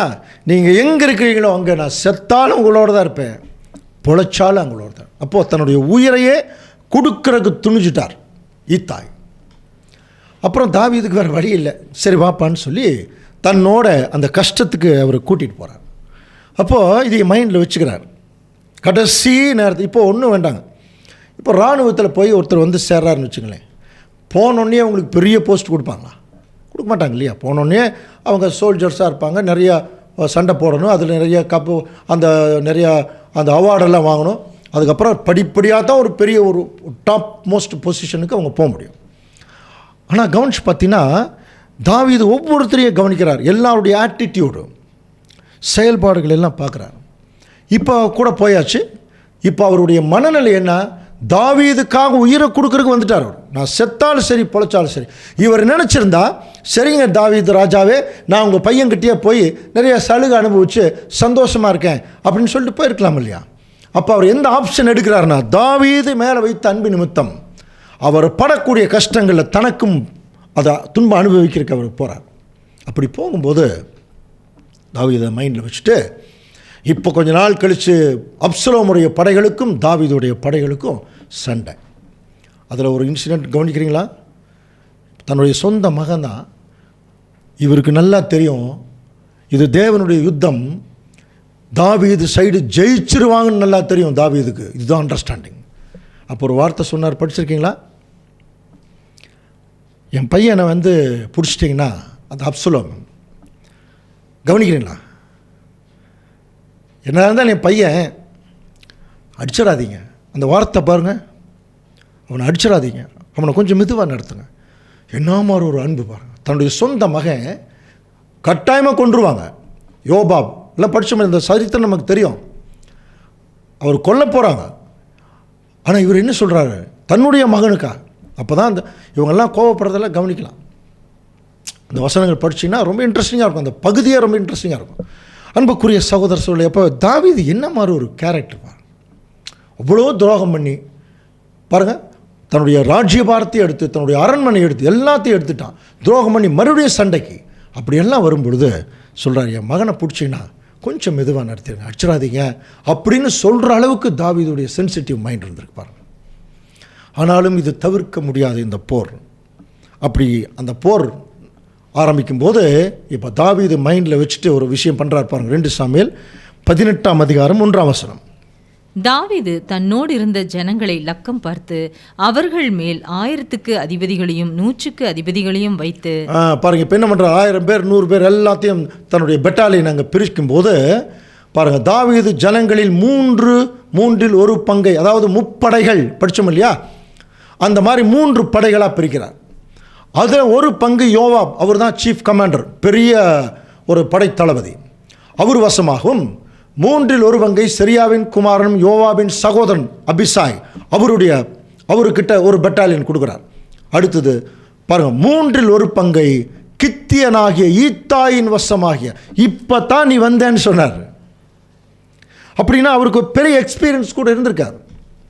ஆனால் தாவீதுக்கு பாருங்கள், அந்த கீத்தாய் சொன்ன வார்த்தை இருக்கு இல்லையா, ராஜாவாகிய உங்களோட நான் செத்தாலும் உங்களோட தான் இருப்பேன், பொழைச்சாலும். ஒருவேளை செத்திருந்தா அவர் தனக்கு காட்டின அந்த நன்மை, அந்த அன்பு எல்லாத்தையும் மைண்டில் வச்சுட்டு முப்படைகளை பிரிக்கும் போது ஒரு படையை யாருக்கிட்ட கொடுக்குறாரு பாருங்க. இப்போ தான் வந்திருக்கேன்னு சொன்னார் இல்லையா. இப்போ நம்முடைய இந்த சுவிசேஷ இவங்க முடியுது இல்லையா, இந்த சப்ஜெக்ட் ஏற்கனவே அப்சலோம்ங்கிற பாடத்தில் நம்ம பார்த்துருக்கோம். பார்க்காதவர்கள் நீங்கள் வந்து அந்த யூடியூப்பில் பார்த்துங்க. தாவீதும் அப்சலோமும் ரொம்ப நாளைக்கு முன்னாடி பேசின ஒரு பாடம் அது. அதில் பார்த்தீங்கன்னா அங்கே அவர் சொல்வார், இப்போ தான் நீ வந்திருக்க அப்படிங்கிறது யாருக்கு அடையாளம்? இப்போ வர்றாங்க பாருங்க சத்தியத்துக்குள்ளே. சமீப காலத்தில் சத்தியத்துக்குள்ளே வரக்கூடிய நிறைய தேவ பிள்ளைகள் மிகுந்த உற்சாகத்தோடு வேலை செய்கிறாங்க, நிறையா இழக்க தயாராகிறாங்க. எப்படி முந்தினோர் பிந்தினோர் மாதிரி அந்த மாதிரி ஒரு சூழ்நிலை இருக்குல்லையே, அந்த மாதிரி கூட நிறைய ஆயிரம் போல் இருக்கு. புதுசாக வர்றவங்க நிறைய பேர் வைராக்கியமாக இருக்காங்க.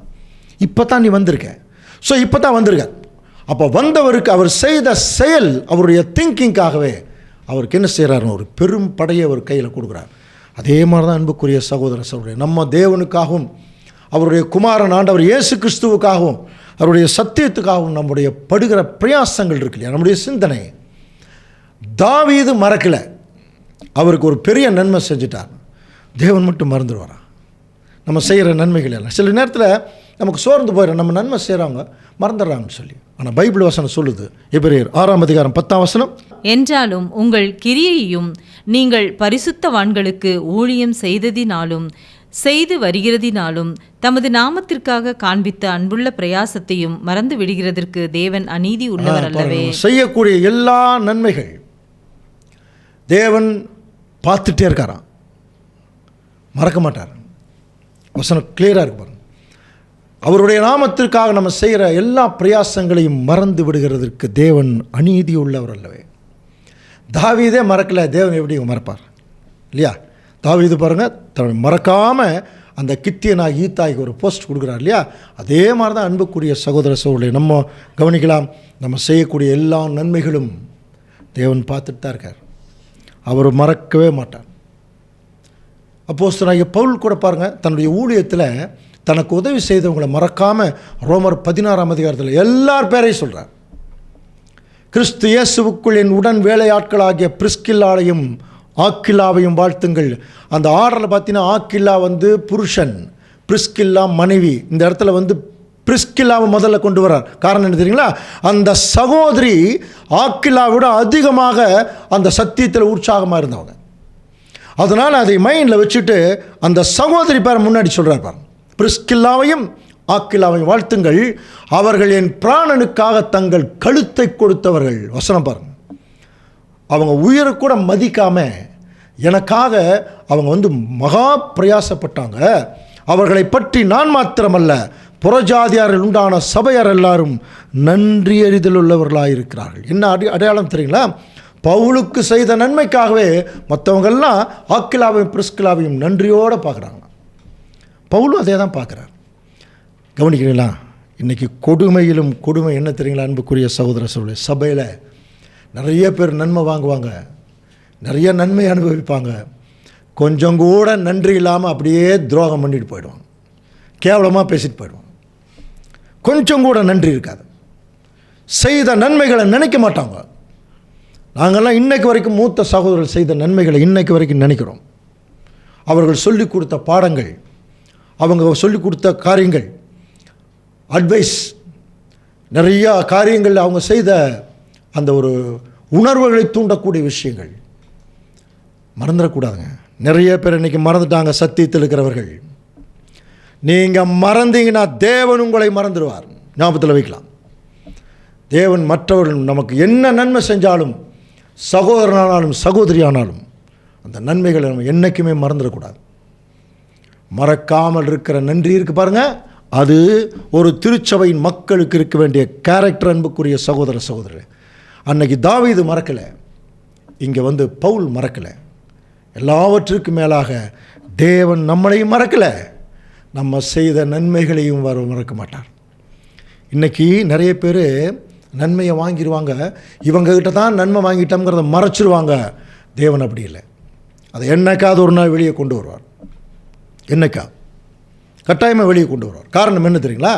நம்ம அதை செய்ய வேண்டாம், நம்ம அதை செய்யணுங்கிற அவசியம் இல்லை, அது பெருமையாகிடும்.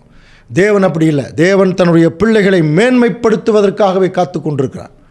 யாரெல்லாம் அதிகமாக இந்த பூமியில் அவமானப்படுறாங்களோ, யாரெல்லாம் டவுன்வர்ட் ரொம்ப கீழே போகிறாங்களோ, யாரெல்லாம் மற்றவர்களால் தள்ளி வைக்கப்படுகிறார்களோ, யாரெல்லாம் மற்றவர்களால் மிதிக்கப்படுகிறார்களோ, அவங்க எல்லாம் டாப்பில் கொண்டு போய் தேவன் நிறுத்துவார். அப்போ தெரியும் ஜனங்களுக்கு, ஐயோ இவங்களையா நம்ம திட்டணும், இவங்களையா நம்ம பேசணும் அப்படிங்கிற மாதிரி ஆகிடுமா. அதனால தான் நம்ம என்ன பண்ணிடக்கூடாதுன்னா, எந்த ஒரு சந்தர்ப்பத்திலும் மற்றவர்கள் செய்த நன்மைகளை நம்ம நினச்சிட்டே இருக்கணும். அதுக்கு நன்றி உள்ளவர்களாக இருக்கணும் அன்புக்குரிய சகோதர சகோதரி. அடுத்தபடியாக கடைசியாக நம்ம பார்க்கும் பொழுது, தாவீது அவருடைய தவறுகள், அவருடைய நன்மைகள் எல்லாமே தெரிஞ்சிருச்சு. ஆனால் அவருடைய மைண்டில் ஒரு அருமையான ஒரு யோசனை இருந்துதான், இப்படியே அலைஞ்சிட்டே இருக்கிறோமே, என்னைக்காவது ஒரு நாள் தேவனுக்கென்று ஒரு ஆலயத்தை கட்டலாம் இல்லையா? இதை குறித்து சாலமோன் எல்லாம் பேசும்பொழுது 1 ராஜாக்கள் 8ஆம் அதிகாரம் 16ஆம் வசனம் பாருங்க. அவர், நான் என் ஜனமாகி இஸ்ரேலை எகிப்திலிருந்து புறப்பட பண்ணின நாள் முதற்கொண்டு என் நாமம் விளங்கும்படி ஒரு ஆலயத்தை கட்ட வேண்டும் என்று நான் இஸ்ரேவேலுடைய எல்லா கோத்திரங்களிலும் உள்ள ஒரு பட்டணத்தையும் பாருங்கள் தெரிந்து கொள்ளாமல், ஒரு பட்டணத்தையும் நான் தெரிஞ்சுக்கலாமே என் ஜனமாகிய இஸ்ரேலின் மேல் அதிகாரியாக இருக்கும்படி நான் தாவீதை தெரிஞ்சுக்கிட்டேன். இஸ்ரேலின் தேவனாகிய கர்த்தரின் நாமத்திற்கு ஆலயத்தை கட்ட வேண்டும் என்ற விருப்பம் என் தகப்பனாகிய தாவீது கிட்ட இருந்துச்சான். சாலமோன் பேசுகிறேன், எங்கள் அப்பா எப்படியாவது தேவன்கிட்ட இந்த அவருக்குன்னு ஒரு ஆலயம் கட்டணும்னு அவர் விரும்பினார். பின்னாடி ஒரு வசனம் நீங்கள் படித்து பார்த்துங்க.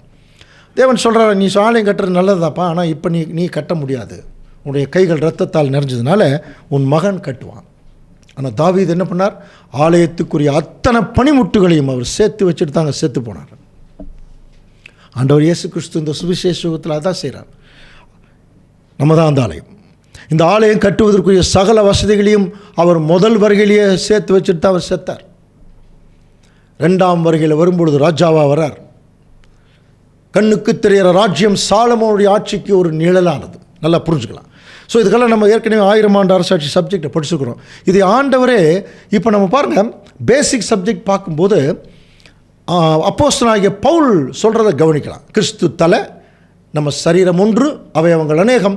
அவயவங்கள் அநேகமாக இருந்தாலும் சரீரம் ஒன்று தான். இப்படி தான் கிறிஸ்து இருக்கிறார். 1 கொரிந்தியர் 12ஆம் அதிகாரத்தில் இருக்கும். அப்புறம் நீங்களே தனித்தனி அவயவங்கள் சொல்லிட்டார். அதே மாதிரி கொலோசியருக்கு எழுதும்போது சபையாகிய சரீரத்துக்கு கிறிஸ்து தலை. அப்போ பவுலுடைய நிருபங்களை வைத்து கொண்டு தான் நம்ம ஒரு முக்கியமான விஷயத்தை கண்டுபிடிச்சோம். என்னென்னு பார்த்தீங்கன்னா, சபை ஒரு சரீரம் மாதிரி, கிறிஸ்து தலை மாதிரி. ஆனால் பவுல் சொல்லுவதற்கு முன்பாகவே ஆண்டவர் இயேசு கிறிஸ்து என்னுடைய ஆலயம் அப்படின்னு பேசினார். ஒரு முறை யோவான் 2ஆம் அதிகாரம் 19ஆம் வசனம் வாசிக்கலாம். இயேசு அவர்களுக்கு பிரதியுத்தரமாக, இந்த ஆலயத்தை இடித்து போடுங்கள், 3 நாளைக்குள்ளே இதை எழுப்புவேன் என்றார். பாருங்க, இந்த ஆலயத்தை இடிச்சு போடுங்க, 3 நாளைக்குள்ளே எழுப்பேன். உடனே அவன் கேட்டாங்க, இதை கட்டுறதுக்கு 46 வருஷம் ஆச்சு, நீங்கள் எப்படி 3 நாளில் எழுப்புவீங்கன்னு கேட்டாங்க. அதுக்கு ஆண்டவர் சொன்ன பதில் தெரியுமா?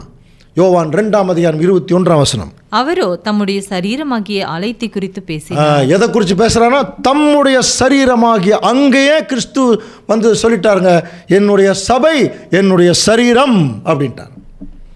தன்னுடைய சரீரமாகிய ஆலயத்தை குறித்து. அப்போ எப்படி தாவீது தேவனுக்கென்று ஒரு ஆலயத்தை கட்ட விரும்பினாரோ, அந்த மாதிரி ஆண்டவர் இயேசு கிறிஸ்து இங்கேயும் தேவனுக்கென்று ஒரு ஆலயத்தை கட்ட விரும்பினார்.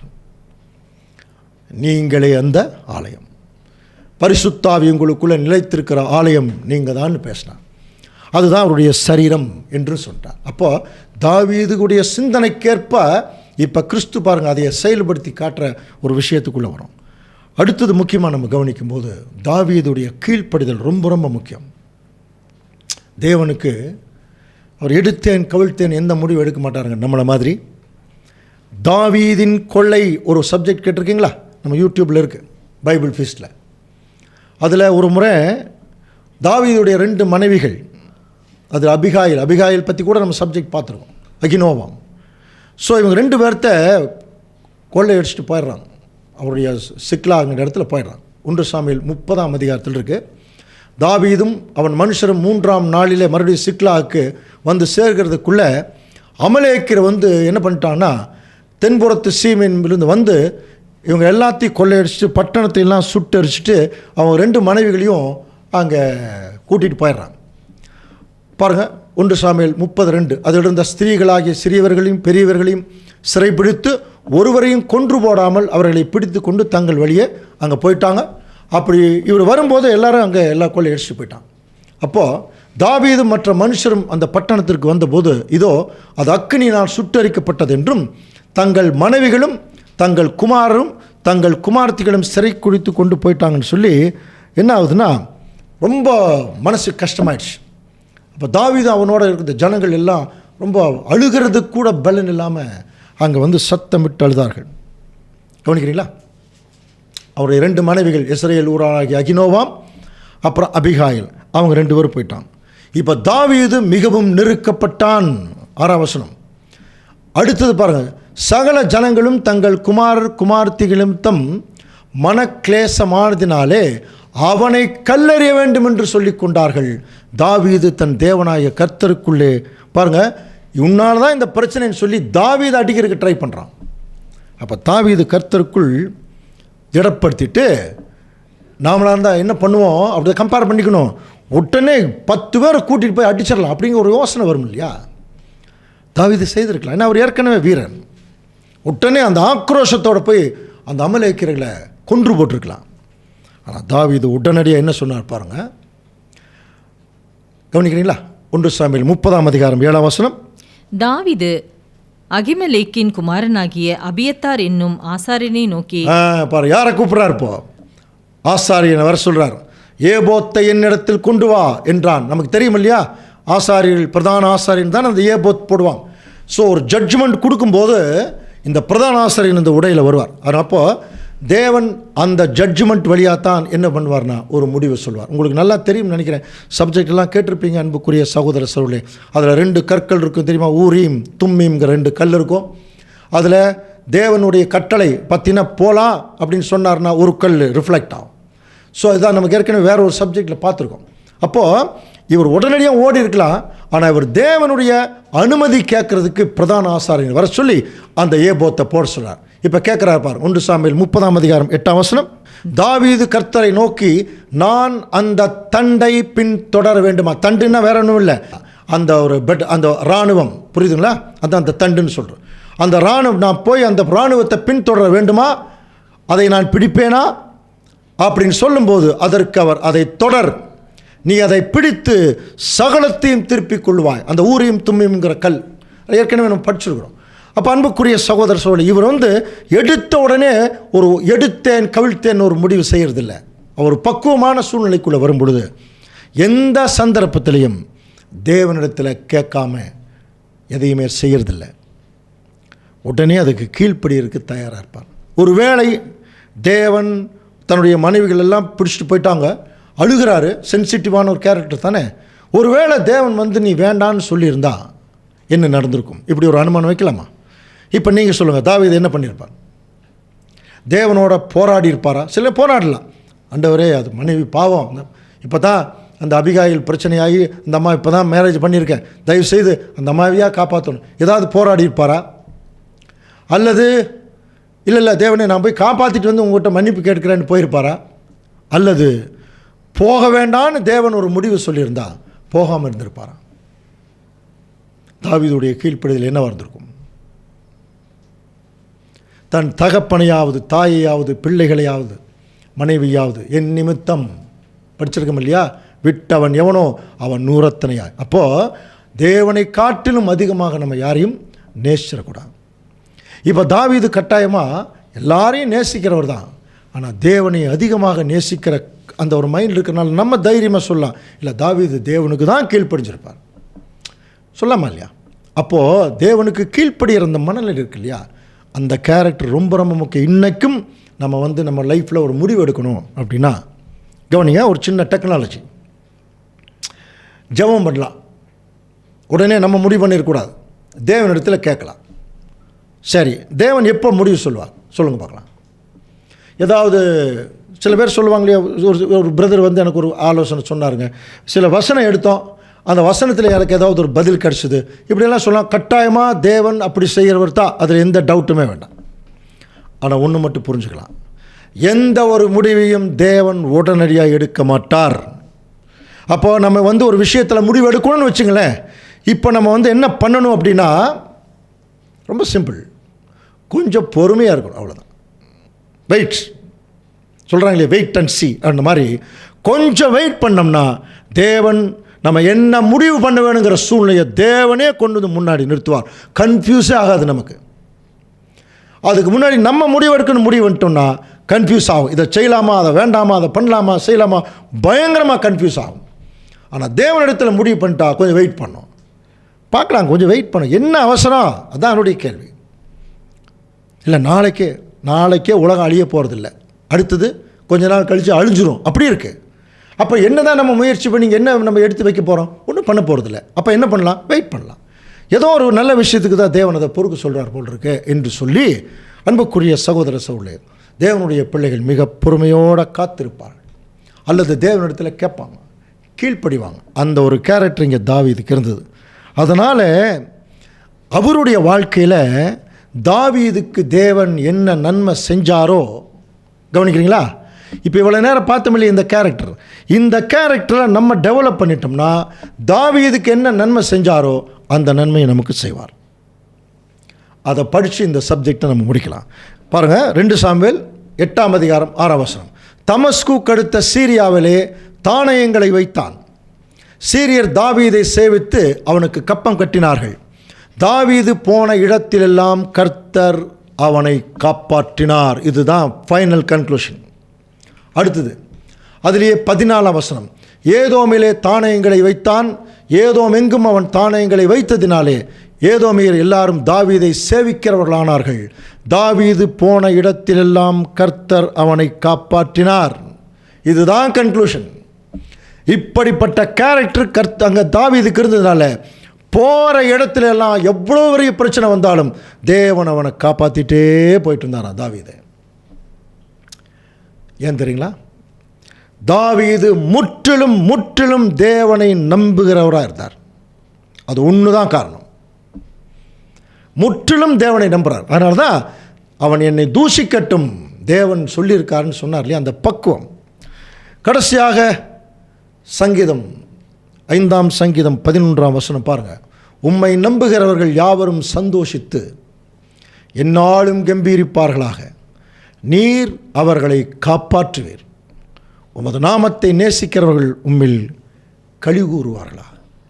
அப்போ உம்மை நம்பி இருக்கிறவர் தாவீது தேவனை முற்றிலும் நம்பினார். தேவன் அவர்களை காப்பாற்றினார். பாருங்க, அவர் போன இடத்திலெல்லாம் அவர் காப்பாற்றினார். அதிலேயே சங்கீதம் 5ஆவது சங்கீதம் 12ஆம் வசனம். கர்த்தாவே, நீர் நீதிமானை ஆசீர்வதித்து காருண்யம் என்னும் கேடகத்தினால் அவனை சூழ்ந்து கொள்வீர். பாருங்க, கர்த்தர் நீதிமானை ஆசீர்வதித்து. தாவீது ஒரு நீதிமான், தேவனை தேடுகிற ஒரு மான், நீதியை தேடுகிற நீதிமான். கவனிக்கிறீங்களா? அதனால் அவனை ஆசீர்வதித்து காருண்யம் என்னும் கேடகத்தினால் அவனை சூழ்ந்து கொள்ளுவீர். இந்த ஆசீர்வாதம் தாவீதுக்கு மட்டுமல்ல, அந்த கேரக்டரில் வாழ்ந்து காமிச்சிட்டோம்னா நமக்கும் அந்த ஆசீர்வாதம் இருக்குது என்கிற ஒரு அருமையான ஒரு விஷயத்தை தேவன் நமக்கு சொல்லியிருக்கார்.